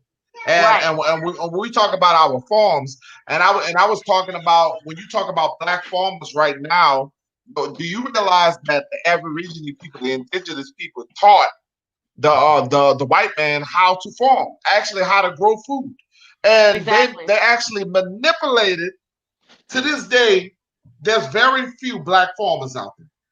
I grow my own food. I ain't a farmer, but I grew my own food. I got a nice set of land, and I grew my own food. But I keep telling our melanated brothers and sisters that we have to focus on growing our food. You saw this pandemic happen. When this pandemic happened, people were not able to go to grocery stores. They were shutting down certain stuff, certain this, certain that. What's going to happen when the lights go off? What's going to happen? You got to prepare now, indigenous nation. We have to prepare now. We have to learn, and we have to teach our people, our kids, how to hunt. We have to teach our kids how to shoot. And I hate to talk like this. Yes. Because the sad part is we don't know how to defend ourselves. We don't give a damn about defending ourselves. We are sitting back as a lame duck watching people kill us. When are we going to put up arms and fight and protect our families? When are we going to do this? It's going to be genocide all over again. A brother can't even go run. He can't even go exercise. Brother can't even go out there and run and exercise. Can't go out there and die somewhere without somebody murdering his ass. Right. Because honestly, what it is, you know what I mean? Like they said, the 400 years is up. The 400 years is up. The in the house. You know what I mean? The captivity is over with. Right. It's over with. Right. I want you guys to say hi to a special guest. What's good? We have a special guest on board. Her name is Fundi Fee. What's up, Empress? Can you hear us? Yes, I can hear everybody. Peace and blessings, family. Peace. All right. I just want to make acknowledge that you just came on board. Go ahead. You can speak. Go ahead, Fundi Fee. I just have one question. When has anything changed? A brother wasn't able to really go for a jog a week ago. We shouldn't be worried about genocide. They committed genocide on us with smallpox. Remember, on the blankets? Right. So there comes a point in time where we have to start learning from this information that we are being given. The rhetoric counts for freaking not. I can't wipe my butt with the rhetoric. What I can wipe my butt with is my greens outside. I can wipe my butt with those. I can wipe my booty learning how to filter water. But what I can't do, and this is a catchphrase that I'm so freaking tired of, is get on frequency. What frequency? There are thousands, millions of them. Which one? Which one am I tuning into? Is it an FM station? Is it AM? Is it a microwave? Is it gamma? What frequency are we supposed to be tuning into? I've wanted to ask my younger counterparts this forever. We all need to get on frequency. Which one? I'll wait. That was deep. I mean, honestly, right now they're controlling our frequencies. You know what I mean? We're on the anti-frequency right now, and that's what's kind of confused all of us, right? There's so many different frequencies out there, and we're all trying to get each other on the frequency that we've randomly found, and that's where the division is coming in, right? There's so many people who's maybe thinking about this, and they want to call ourselves this, and there's people who aren't even thinking about any of this. They're stuck in, you know what I mean, some of the negative music and the killing frequency. So it's like, you know what I mean? They need to tune into ourselves. We need to tune into ourselves, but it's like there's so many distractions that we don't even want to take the time to stop worrying about what's on the TV and realize who we are and where we come from and what the fuck has happened and how we've gotten and seen how we've gotten into this situation. You know what I mean? We need to, once you tune into yourself, then those other distractions and the frequencies that they want us to tune into will start to fall back. Well, sister, I'm going to ask you one more time. Go ahead. So I'm sorry. all of us, no, you're good. All of us should tune into frequency of self, correct? Mm-hmm. Right. Okay. Right. So if we all tune into frequency of self, then please don't be upset when self is the only thing I'm concerned with. Damn. I heard that. Wow. Right. Woo! Right. Wow, that's deep. That is deep. That is deep because Woo! Damn. Sometimes we need to sit back and think if we're caught in the same loop that we're talking about. hmm The loop is elusive, my young one. And I don't say young one as in a put down, but just in just where you are. And that's not to say anything bad about where you are. But if you say we're all supposed to tune in to frequency of self, everybody has their own self frequency. So we will not all be in harmony. As a matter of fact, we'll all be in contention against one another if we're only tuning in to self. So I'm going to ask you again, what frequency do you want me to tune into? Okay, I like that. That's real deep because you're right. Answer the question. You're right. Because I don't. People can tune into whatever frequency they want to, because at the end of the day, we need to take care of ourselves and our families, right? But my So thing why we is, mad? if we So can, why if we we can mad? try to, So why we why are we mad? mad? If everybody can tune in to any frequency they want, we should not be mad at the Okay, frequency my that thing, people tune right? into. Well, we have to get to a healthy place. We have to get to a healthy place, and then from there, make sure that people stay there. If we really care about our nation, What's healthy? because I don't know. It's that's going to be up to everybody else's own, interpretation. Healthy is healthy food, healthy living. Like what I say is, if we had our own land, if we got back to the land, then I feel like that automatically would make us a lot healthier. Just even our Okay. souls to be free, to be not enslaved, to not be a Right. debt slave. That is what's going to free our soul. Oh, That's going to make us healthy already. okay. Our relationships are going to get better. We're over here fighting against each other. You don't make enough money. You don't make enough money. We got these bills to pay. You know what I mean? Oh, people are killing each other in the street over not having enough. When actually there's abundance out there that we could be tapping into. And all we need to really do is get onto at least some sort of page so we can reclaim that. Because, when they set this up and they're saying they're holding land in trust for us, it's not going to be just for one person trying to break the code to send in their paperwork. It's not going to work like that. You know what I mean? Maybe some people might be able to get in here, there, and there, but if we were together as a nation and we stood up and we're, the five civilized tribes and stuff, those are confusing. Those are sent there Okay. to make us think that, they Okay. have the control over the indigenous nation, but it's us. It's us, the people who have been branded Negro, colored, African American, or whatever, and us as you know what I mean? Just like think about it. When they're doing the Oh. census, I'm sorry, Mm-hmm. because you asked me to answer the question. Yep, And I I know I'm a did. little everywhere, but sometimes that's how spirit works. Go Go okay. ahead, though, sister. Go ahead. Go ahead. Oh no. Finish this thought, please and thank you. Go Okay. ahead. So when I'm they're loving this doing the bill. census, I'm loving right? this bill. I'm loving this. Go ahead. Two great women. Y'all do y'all Right. thing. So think about it. When they first started these colonies, and they said that we want to come together and we want to we're our own nation now. What was the first thing that they had to do? They had to do an enumeration. They wanted to count the souls. They wanted to count the people that makes them strong, right? How many people are behind us, right? Think about the Declaration of Independence. People were putting their names and they were signing that. John Hancock wrote it huge, right? Because he wanted to put his thing by her. Mind you, some of us were all hiding.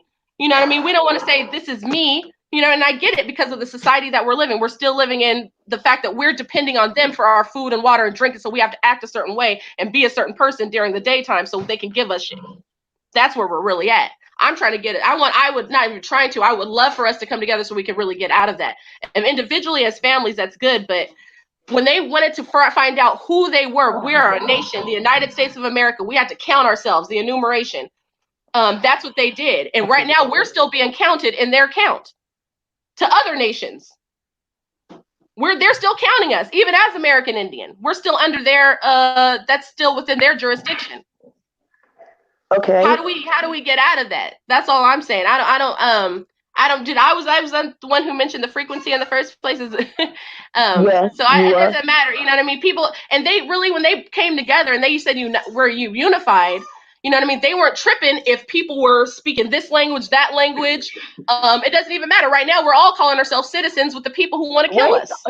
hold on, Not little all of sister. us. Wait a minute, Go ahead. Go ahead. Go ahead. sister. I get We're passionate about it. you're generalizing history where that did not take place. It Mm, did. It did matter to white people where they came from. The Irish had a hell of a time here. The right. I get the that. the the the the the Polish had a hell of a time here. So that's not necessary. You're generalizing a history that takes away the specificness of the insidiousness. Okay. But I see. I I'ma still ask you my original question because you've glossed over it twice on me. Okay. I'm sorry. What what frequency? You gonna you gonna love Mr. Master Food and Feed. Y'all gonna love it because what's going on. Y'all got a great deal, and I want you guys to understand that you guys are excellent. You guys are excellent, and you can learn from each other. And trust me, I'm sitting here listening. Go ahead. I appreciate. I'm honored. I'm honored. Thank you so much. Please Oh, ask me again. I'm honored.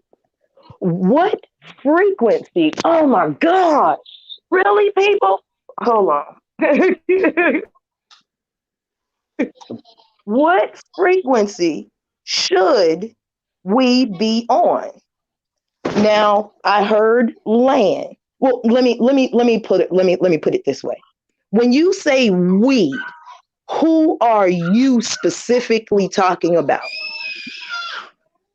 I'm talking about those of us who are indigenous to this land, who have been colonized, who have been branded Negro, African American, colored, who are of these lost tribes. We're lost because some of us don't remember where we come from. Some of us were lucky too. But like I said, for me Okay. specifically, from who I come from, because I feel like a lot of my bloodlines were raped into by specifically slave masters, and I think that's really where a lot of the division. I know. Okay, I'm not answering the question. I don't know. Let me answer that first. I don't know what frequency. The frequency I would love for people to get on is loving themselves and unifying with each other, so we can get that land and get out of slavery. Because regardless if some of us here can do who have been able to create some sort of self-sustaining life, the majority of our people are suffering in this system and they are enslaved, and it's not necessary. It's so not necessary. There's abundance out there in the world. My love, my darling, Mm-hmm. sweetie. Okay. Yeah. Can I just give you one little lesson about getting a point across? Okay, And, please and do. and I love you. I love you, and this is coming from the bottom of my little evil heart. The more concise you can make your thought instead of bouncing it everywhere, the easier it is for everybody to follow you. You don't have to Mm, cram all of your information in like you're not going to be heard. I promise. thank you. Oh my God, I want to cry. Thank you so much. Well, could I answer the I'm Empress? sorry because that really hit me somewhere. I appreciate that because I've been having a hard time, and I think it's because, like that's the truth. I feel like, I'm there's no way that I can put into words what I've now understood about things. So I'm rushing. I'm trying to explain something here and explain something there, and it's because I love us so much. It's okay. It's And okay.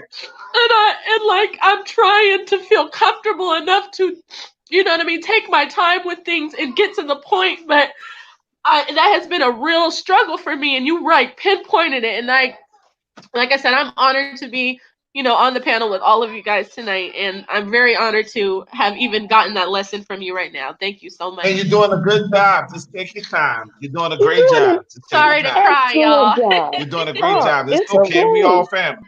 We It all was because had to we all had to learn, baby girl, and I want you to be the most effective you could possibly be, even outside of this particular genre. Be Right. concise. Trust me, it's okay. We all have it. I've just learned to control it a little better. And it's okay. You're good. You're good. We got Now, you we got Mr. We you got said, indigenous. We got the only gentleman, the other gentleman wanted to say something. Let's give him just a oh, little bit of sure. time. Yes, sir. I apologize. He was trying to talk over you ladies, but I don't want him to do that. But go ahead, brother. well, I just feel like for me personally, Go ahead, brother. You had something to say? yeah. Could you hear me? Could you hear me now? I hear you. I Okay. hear you now. I'm just it's my soul. My soul is my frequency. It's like I know We can hear you, what brother. I know what's supposed to be done. I know how it's supposed to be done. But that's something that I won't be sharing on YouTube. You see what I'm saying? So my soul leads me. No, nobody else on this planet leads me. My soul is leading me to where I need to be.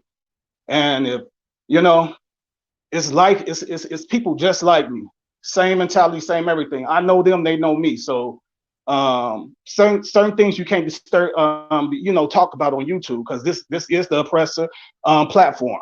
So just knowing that it's people that's very awake out here, no fear, fearless, straight fearless, and know what must be done and how it's supposed to be done. But we will not be discussing it on YouTube. So you know, my soul leads me. My soul is my frequency. My soul gonna lead me to my liberation and freedom. So I don't look for nobody else to get me there because my soul is in control of me and it's what's protecting me to this day. So that's my frequency. My soul is keeping me awake. It's keeping me safe. I'm very intelligent, very intelligent, very in tuned. So all this politics, all this stuff, it means nothing to me. The sense is, it means nothing to me. This is my land by blood. My blood tied me to this land. That's it. So what the oppressor is Preach it, doing, brother. I'm just letting I'm just I'm just letting them fall. I'm just letting them fall because there's some real warriors out here. Their ancestors woke them up for a reason, for a purpose, and only one purpose: Right. get our land back by any means necessary. Say no more. All right, Master Food and Feed. Let's finish you off. See, and this is what I mean by the differences in everyone. Though that is so beautiful, and look where everybody is tuned to. Because my tune is to the planet itself. So my soul draws me to that. I'm I'm human, and my humanness takes me Amen. across. My humanness takes me across all of this. My only focus is for human need: food, clothing, shelter. The census, okay. Taxes, okay. You live how you have to live until you can live like you want to live.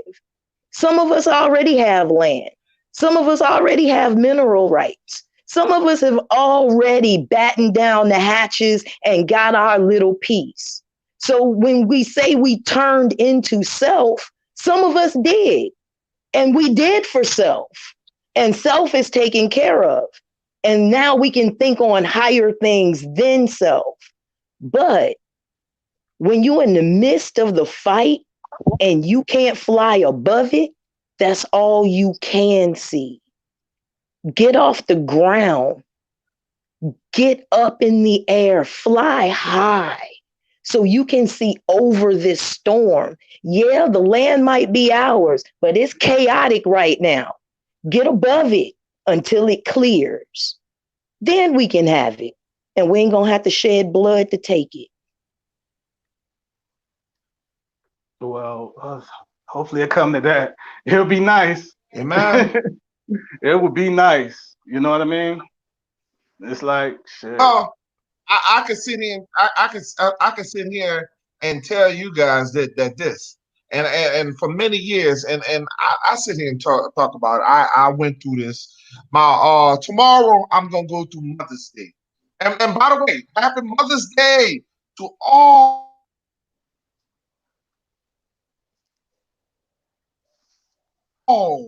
the cheaters. But and I want to tell you this. I'm a motherless child right now. Okay, I feel that. I'm. This is gonna be my first year without my mother for Mother's Day. Okay, my mother died of cancer last year, and I'm not gonna lie to y'all. It's a blow to me. I have I'm gonna spoil the wife and lift her up because she had my kids. You know what I'm saying? But Yes. my mother, I'm a motherless child, and Yeah. I hurt. I want y'all to understand that I hurt, and me being, it's gonna be the first time that I'm gonna have to deal with this, y'all, because I've been going through depression through the whole year. Matter of fact, it's been so bad that I didn't know what I was gonna do. Okay, me and my mother was very close, and I lost my sister like to that demon 5 years ago, breast cancer, and then I lose my mama last year. Okay, so it's been back to back blows for me. But I want to tell you guys that we are so stronger together than apart. We are so stronger together as the Aborigine people of this nation. We are so stronger together than apart. Master Fuzi Fee, the young lady is going to learn from you, and and you're going to learn from her. I'm going to learn from you. We're going to learn from each other. As time goes on, we all get experience and we all get better. I want to tell you is I am so thankful that I met all of you guys because I tell you, I've been suffering a whole year of suffering. Didn't know how I was going to make it. But tomorrow, as I sit there and I open my eyes and I think about I'm here, I thank you guys for bringing these discussions up about who we are. I started my mother, all her family, people came up to me and started telling me, I used to thought I was African, years ago, about 5 years ago, I thought I was African. Until my people start coming up telling me, no, you're not African. You got to go, no, you Chata Indian. We started from here. My people start telling me, and I didn't want to believe them. I listened to the schools. I listened to what people told me. I listened to Roots. I watched too much TV. And I realized that our people have been suffering and has been dying for so many years and have not been respected. It's not even about, some people think that we're trying to take somebody's culture. When our culture has been taken from us, Master Foodie Feed, it has been taken from us. Our language has been taken from us. We have been told that we have been the last and that we are immigrants. I remember Hurricane Katrina. I remember sitting in water. I remember being on the roof. I remember them telling us when we went to Texas, calling us immigrants, calling us refugees. And I can imagine what my ancestors have been through. I can imagine my ancestors have been told that this is not theirs no more. So I hurt, but I am thankful for you guys. I am thankful for the teaching and the learning that you guys have taught me. And whatever effect that I have on you, I thank you guys for even listening to me. Because we have a great panel here, believe it or not. Because that young lady is learning as she goes, and she's getting better. And Chiefess, cheat this Foodie Fee. Your wisdom is only going to make her better. So I'm going to sit back and listen to you, Master Foodie Fee. I'm gonna take a back seat and listen to you. Then I'm gonna go on to the brother, and I'm going back to the sister.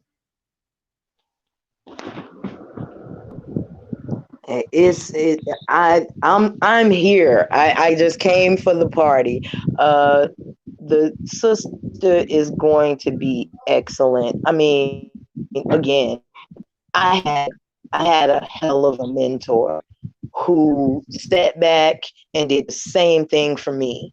You polish. It's just polish. And we all need polish. We sharpen one another.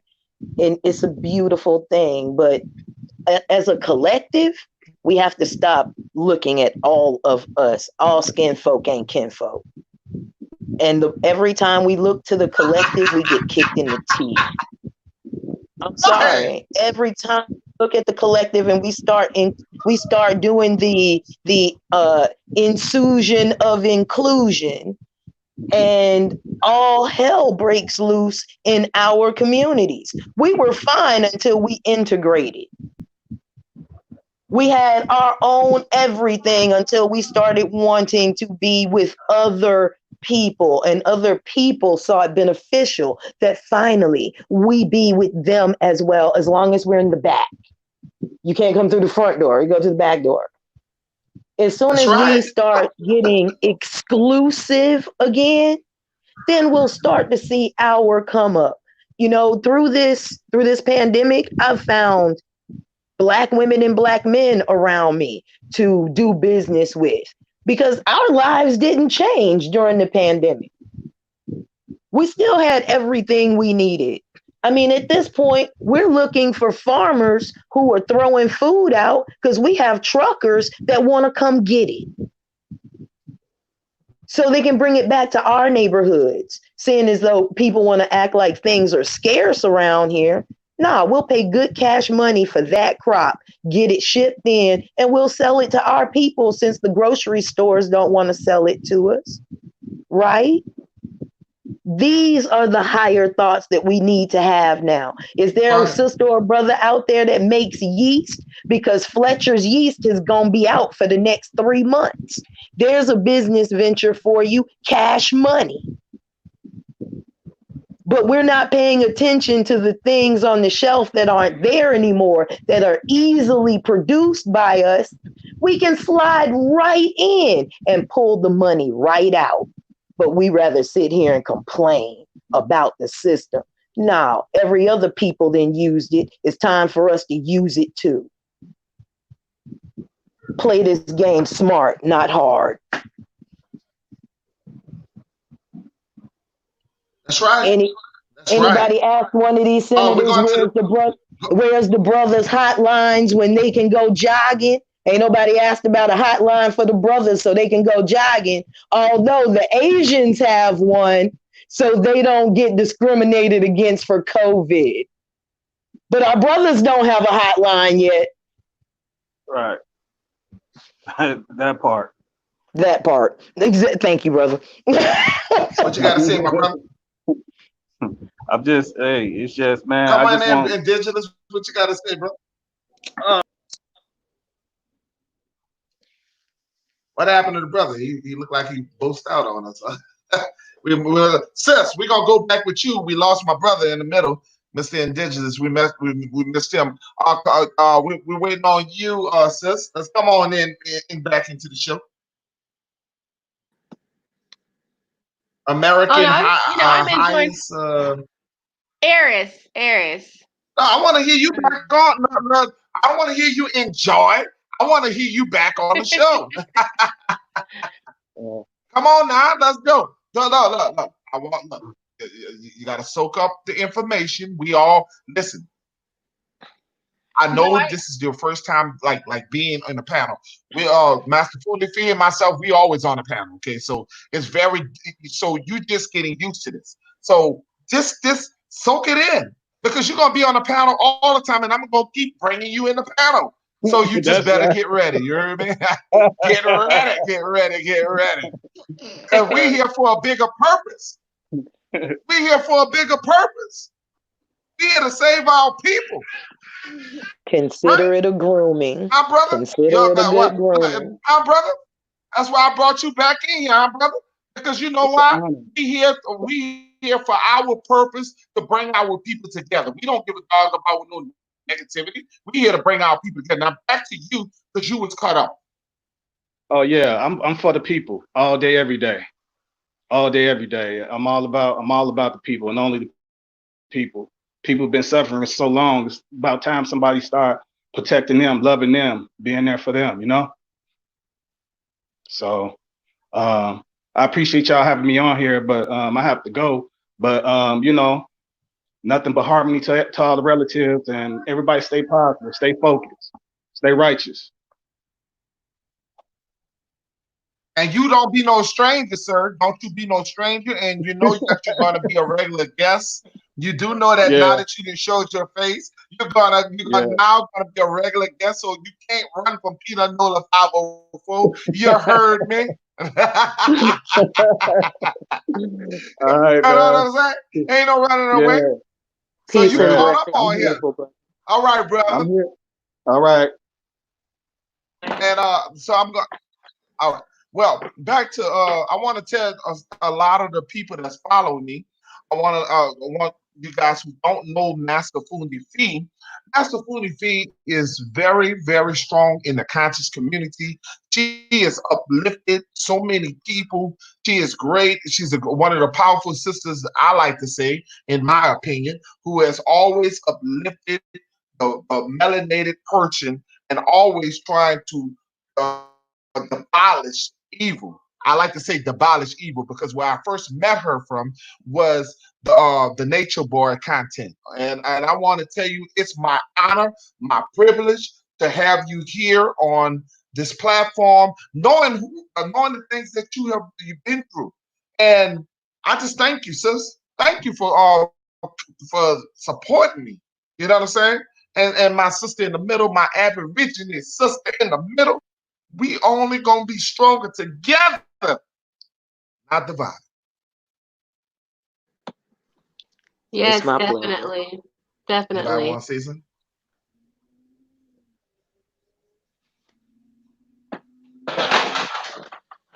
Whoops. Hey, Food. It's my absolute pleasure. It's Go ahead, it's what Food. we're supposed to do, brother. It's exactly what we're supposed to do. Right. I We appreciate building, you we guys building all tonight. stronger together and not the part of. I want to ask you questions about the mod, and I'm glad that you two ladies are on here. Gonna talk. We're gonna turn the page, and I want to ask you guys questions about the young man that was jogging and got lynched because he literally got lynched. Okay, in my opinion, he got lynched. Maybe you got another opinion on this. So I want to ask you questions about the young man jogging in Georgia and in his own neighborhood, and these two guys decided that they're going to take the law up on their hands and murder this young man in cold blood. I want to understand your opinions, and I'm going to start with Master Fundi Fee. Are you aware what happened to Mr. Ahmad? Yes, sir, I am very aware. But in a long line of brothers, Emmett Till, Brother Bird here in Texas, this is a long-reaching legacy of America. It has not stopped. It never stopped. Our brothers have. Let's look at it this way. Now we have social distancing. Not only are our brothers going to get in trouble for jogging, you're going to get in trouble for jogging with a mask on. Didn't they already outlaw this thing for Black men already? And now it's a necessity. They've already set you up for what I call a whipsaw. That's And correct. nobody saw this coming. That's correct. What you think about that, sister? With What you think about that American High? Could y'all pronounce that for me? I don't want to butcher her name. No, it's Highness. heiress, the American heiress, like a somebody who's to inherit something. They say the meek shall inherit the earth. And it's going to be our time. We shall inherit this land, because it was always our inheritance from the beginning. It's just been taken. We've been tricked into giving it to them. What I think about this thing is the fact that the sister's right. This has been happening since the beginning. These were all once our towns, our land, our communities, right? And as they started to take them over, they started to put in place what they call like the police, right? Slave catchers. The same thing, because they didn't want any free Negroes running around here. And they have been killing us since the beginning. And we had just started to tell ourselves, if we just dress a certain way, or if we talk a certain way, or if we go to their schools, we're going to be safe. It's going to be okay. Right? But obviously, that's not the case. We're not safe. We're not okay. Shit's not cool. But we need to renegotiate that deal now. You know what I mean? Instead of still going with that mentality, as long as we do more of these things, we're going to be safe. We're going to be protected. But no, that's not the case. We're living amongst savage beasts. That's what it is, and we forgot about that over the years of telling ourselves that, you know what I mean, we just gotta walk a certain way and it's gonna be okay. So we need to do something about the problem. Just like how you used to say it to us. Well, what are we gonna do about the Negro problem? What are we going to do about the Negro problem? What are we going to do about this colonist problem? What are we going to do about it? Because our children aren't safe right now. We're not safe. That's right. We never were. Master Funi Fee, economically, I want to ask you, as far as us becoming a powerhouse, like you do know about the Oklahoma days when we had our own Wall Street and we were powerful. Aborigine people were very strong. They were very. What do you think about the young ladies and the young men on how they look to social media and they deflect their life on the rapping, they basically reflect their life on what they see on social media and actually TV, and it's not really the same thing as being realistically in life. Life is totally different. Only some people make it to success, and the others are just lingering around. You know what I'm saying? So I want to ask you, what could we do to bring our people together? And as far as making more small businesses and having our own businesses in it. And I think that what's going on with this pandemic, can we take advantage because of this pandemic coming back? Could we become stronger in our economics? That's what I want to ask you. Of course we can become stronger in our economics, but we have to have people in place who are willing to do that without running the rhetoric. What I mean, for instance, Black business isn't this, my brothers and my sisters aren't ready to do this. We're all in place.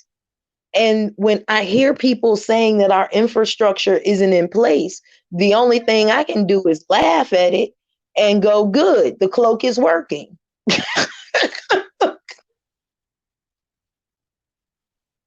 I mean, because nobody wants to hear me when I say everybody is not invited to this table. Everybody's not invited to my table. If you can't work for your food, you are not invited to my table. If you cannot labor, you are not invited to my table. And you have to be willing to do it without people telling you it has to be done. Period. That's right. There's criteria to eat at my table. You just don't get to eat at my table because you breathing. Go get your own table.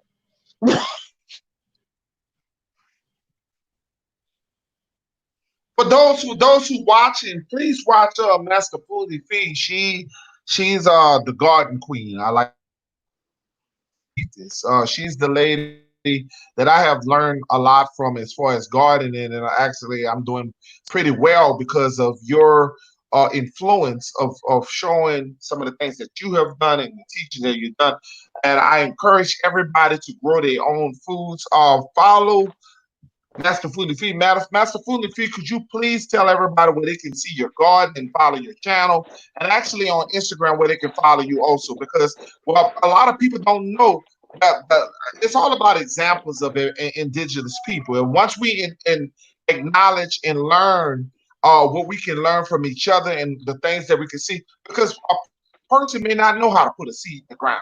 I know it sounds simple. You just putting a seed in the ground doesn't mean growth.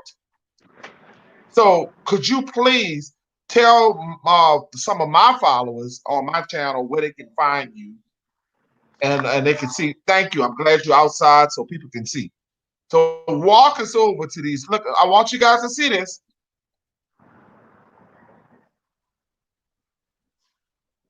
Look at that cabbage. I know, Oh my it's God. beautiful. Is that Beautiful. greens or cabbage? I think it's cabbage. These are Look greens. at this. They're Oh almost my as tall. God. Actually, that's my spinach growing on the trestle. That spinach on the, wow. That's spinach. I want you to know, indigenous people, I want you to look at what she's doing.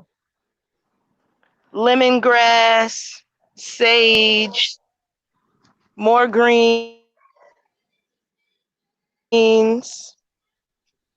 We have our kale. We just took the the Swiss chard up, so it's looking a little bad. We have our sugar sap. We have a loquat tree back here. Little tomatoes. We have our lettuce, aloe, some more tomatoes, lavender, peppers. We just took the cabbages out. I think there's one left. Yep, one left. More greens, parsley. We just took the cilantro out. We have Barbados cherries coming in. Look at the baby right there. Barbados cherries, flowers. And let's see, Mother's Day flowers. We have our figs that are coming in. Our limes. Yeah, my big boys. Everything's. Is that look like my satsumas? Oh yeah. We have beans that are coming through. We have our strawberries that are still pumping. And blueberries, blackberries. I think my son just picked this almost dry the other day. But you got the blueberries over here. Oh, he didn't get these. Here we go. Got those. We got some more blueberries. We got red okra.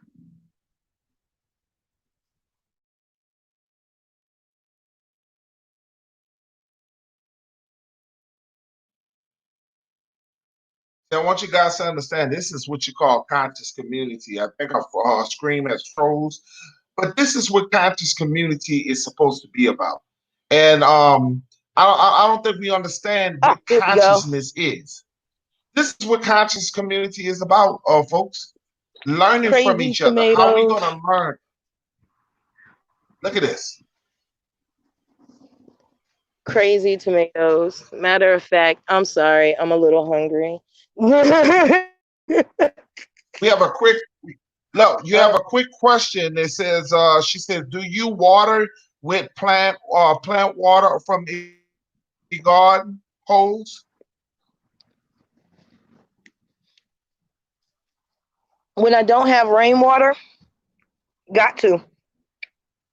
It's the only way to do it. Or you're gonna lose your crop. Peace and blessings, family. Respect and love from Grant, Louisiana. Eyes of that blueberry was as big as my Peace and blessings, family. Oh, okay, we wait. got blueberries right there. We got strawberries in here. That's hot. My strawberry patch. Strawberries. Okay. Strawberries.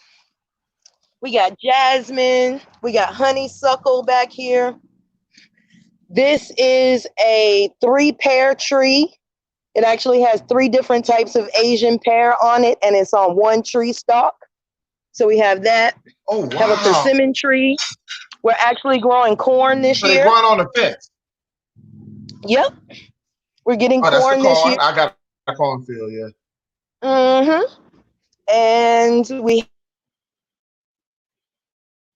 have, this is our seed. It has nectarines, pears, cherries, and plums on it. This has Okay, plums. apples. This is my 3-apple tree. And we actually Okay, you are have an apple getting tree. Dorset apples this year. Yum. I have 4 apple trees on one Oh, stem. look at them apples. They're amazing. Your apples are growing Yep. big. Is that a tomato?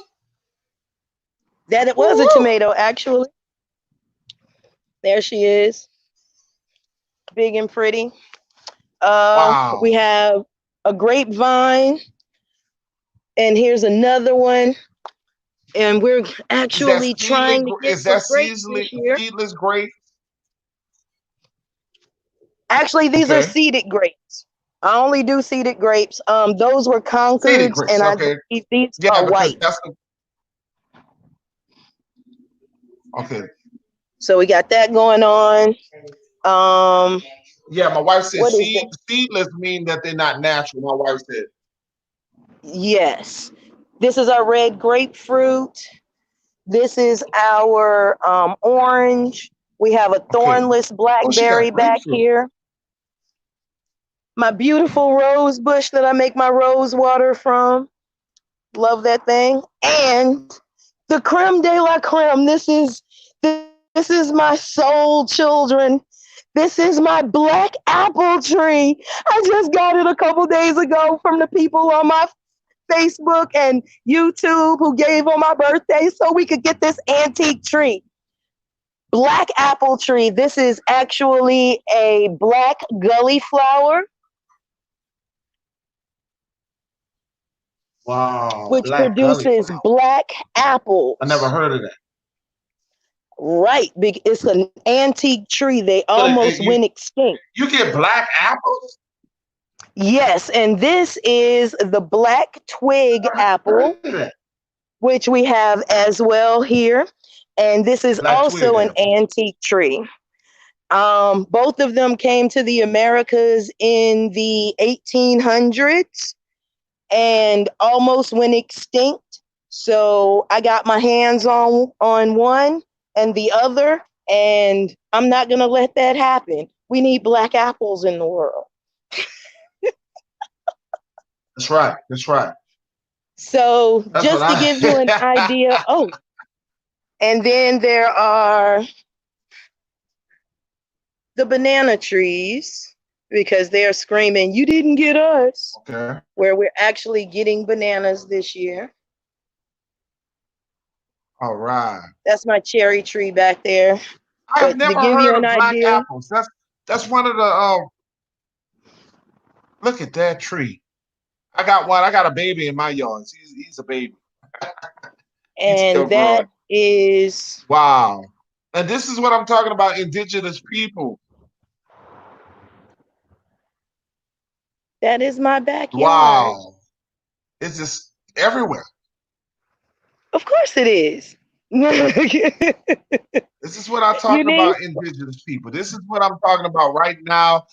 This is the stuff that I am talking about right now, indigenous people. If we have to eat better, we have to grow our own foods. This is the stuff that I'm talking about. This is the stuff that I'm talking about right now that can help us become a better nation of people. We have to grow our own foods, because if something shut down, something just, we had the pandemic. You had the pandemic scare.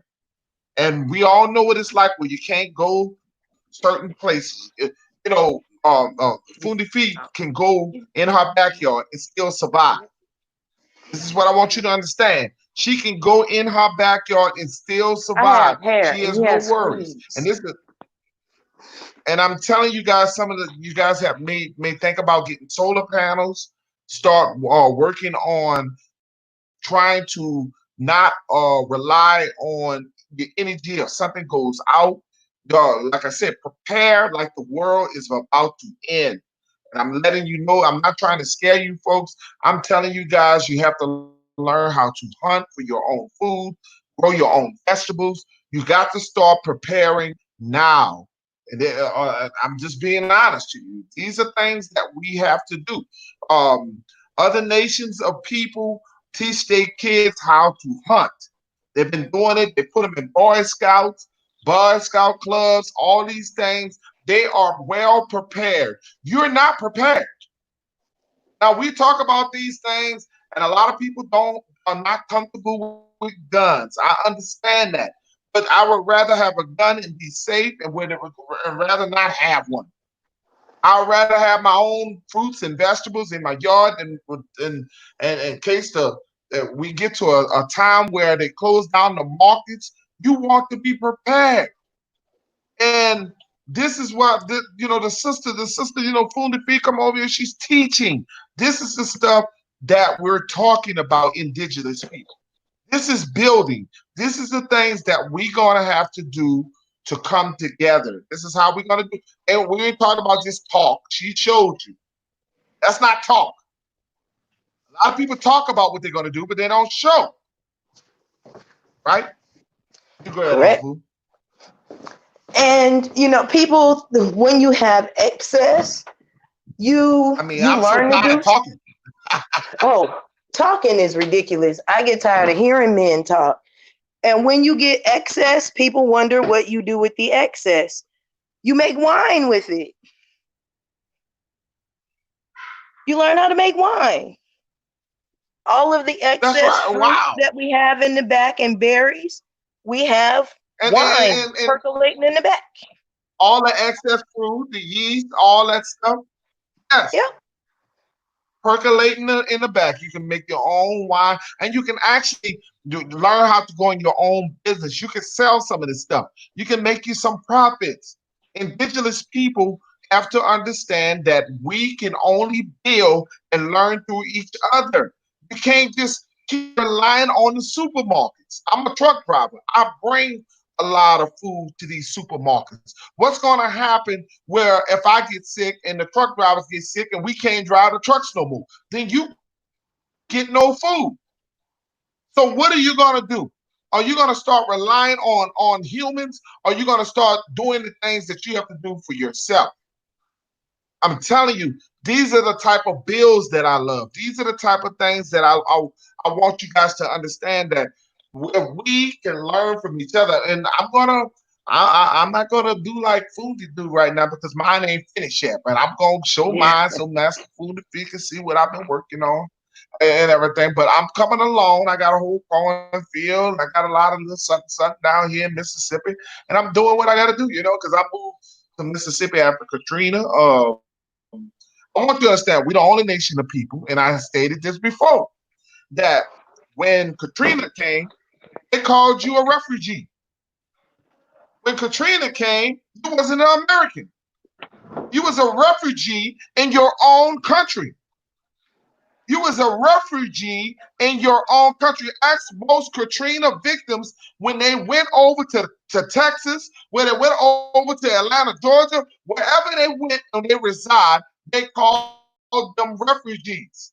The national media called people who are already here, born and raised, refugees. And what you think our ancestors been through? What do you think our ancestors been through? You think they love you? You really believe that they love you in your own nation?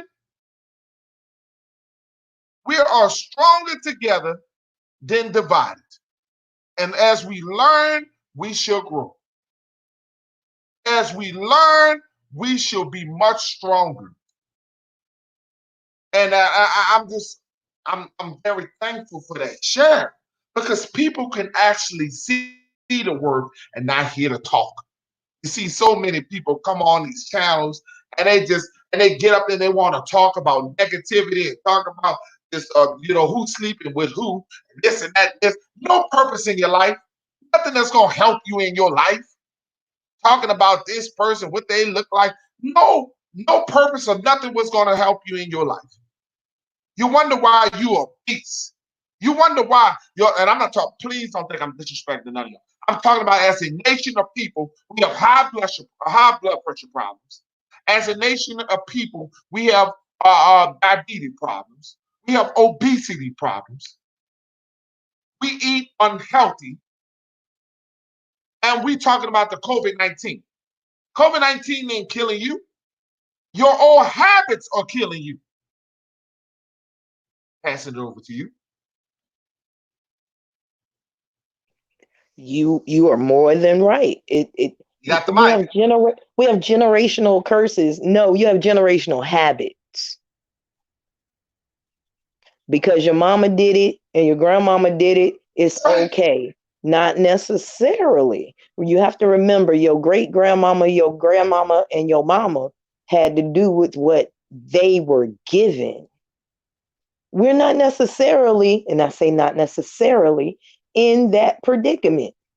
If you set yourself up properly, I used to wonder why my teacher would go across town to go to the grocery store, until I went across town to the grocery store and realized that I could keep the fruit two more weeks than I could go into the grocery store in my hood.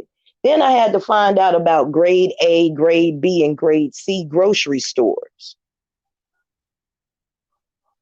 Yeah, my teacher was driving out to grade A grocery stores because the ones in our neighborhood are grade C grocery stores. We get the grade B grocery stores for produce that they haven't sold yet.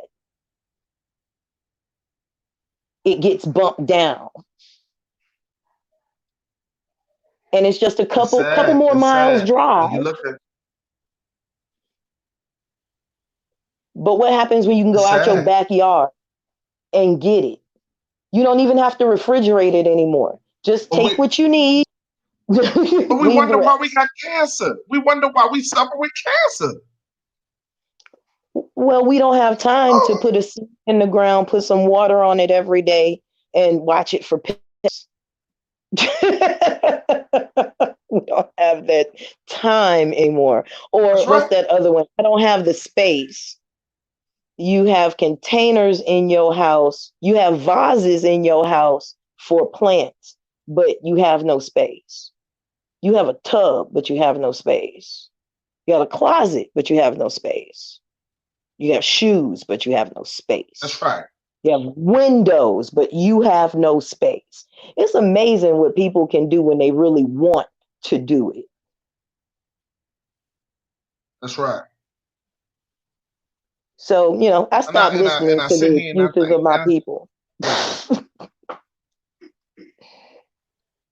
We have a quick question. As indigenous folk, should we be consuming any animal in the 2020? Actually, to be honest with you, I would tell you no, but shoot.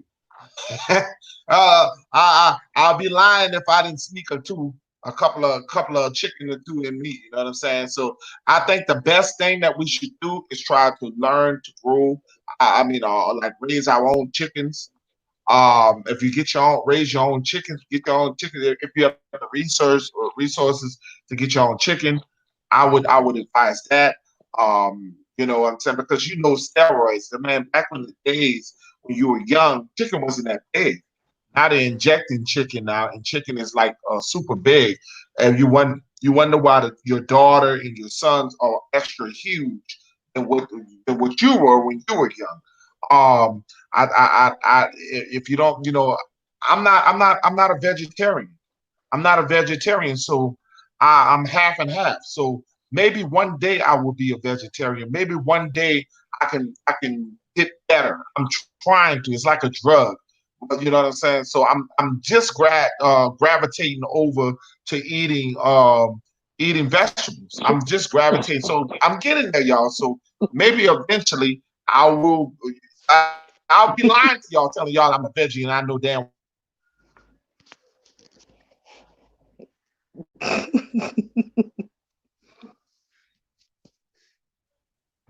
what you say.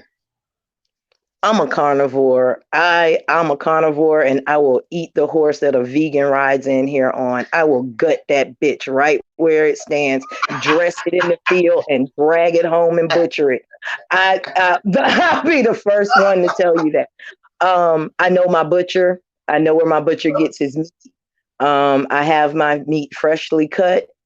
My meat is halal. It is drained of blood, and it is cleaned. So I say take the same precautions you would with any vegetable. You should clean your vegetables just like you would clean meat. You should know where it is coming from, just like you would do meat. But if shit comes to giggles, I will gut a crow. I will skin a rabbit. I will do a squirrel in. I will throw it in a stew. And trust me, if you were hungry, you wouldn't ask me what was in it. You just eat it. Look. Indigenous people hunt. That's what they don't realize. Indigenous people were hunters. That's what we did to survive. We hunt. We hunt rabbits. We ate meat. So that's why I want to tell you. Well, it wouldn't be processed. It wouldn't be processed if we were getting our own. So it don't get processed until it goes to the meat market where these people are shooting the vaccinations inside the meat. So if you're getting your own and you're hunting your own meat, then the answer is yes, you can eat what you want. But as what I'm saying is, if you're going to the meat, if you're going to Walmart, if you're going to a regular store out there, then that's a hard question to answer because you don't really know what they've done to that meat. True. But you don't know what they've done to the And vegetables Food either. to Feed just said,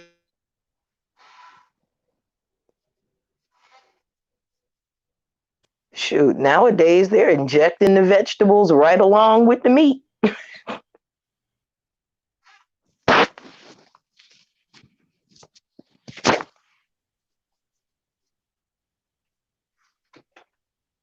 Shoot, you nowadays back? they're injecting the vegetables right along. Yes, sir, I'm here. Okay. Yeah, because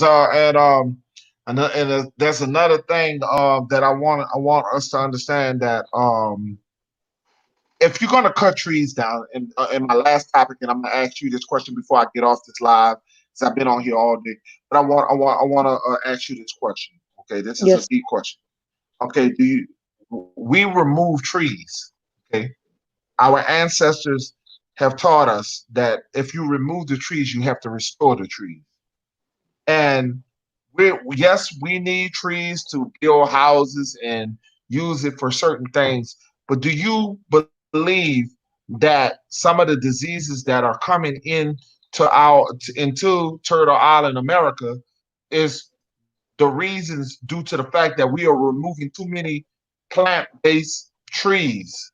So I want to ask you a question. Your question about the trees, what could we do to restore them as we keep taking them? Well, there's only one thing we can do to restore a tree, and that's to plant another one. That's and honestly, for every tree that's 30 years old, you have to plant two in its place. If you're taking one that's over 30, honestly. Um, That's but right. we have to realize that every time we change a frequency or start using a new technology on this planet, we have an epidemic. We're changing to 5G. That's a whole nother frequency crossing the planet.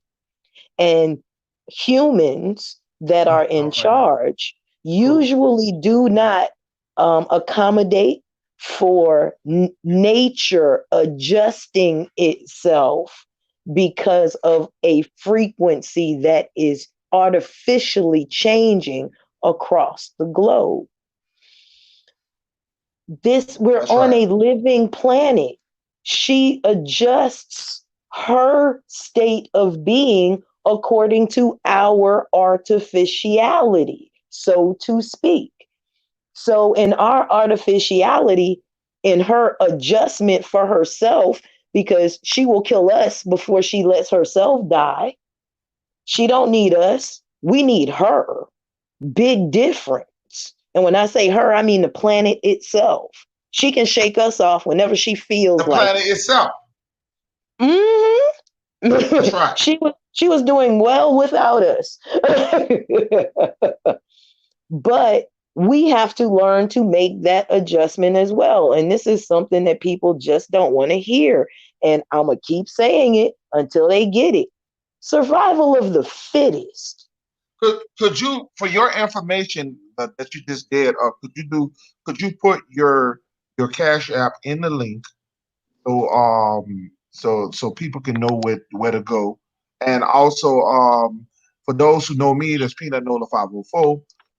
That I just want you guys to understand that she just gave information that was with the garden, a lot of things. So if you want to support Foodly Feast channel, please do that. And also, if you want to support my channel, you also can Peanut Nola 504. That's also in the description. Okay. I'm gonna close with this saying is this, that we are stronger together than apart. We have to support each other. We are the indigenous people of America, Aborigine the Kingdom. This is our kingdom, and we have to come together and stop being, separated with each other. We have to come together. I don't care what your differences is. We are melanated people. Melanated people, you're black in America. You may not agree with us, but we have to come together. And I'm telling you, if we don't, we're going to be the last in line as usual. I want you to understand that. So also follow Foodie Feast channel. And thanks to the panel for everyone who came on today and supported today and came out today. And I appreciate all of you guys. Don't forget to press a like to the video. And the final say is you. And I'm cutting out from Mr. Foodie Feast. We have to learn how to think again. We have to learn how to process information quickly and use it to our advantage. Stop being inclusive. Be exclusive. That's how we get somewhere. Keep it small and we'll keep it all.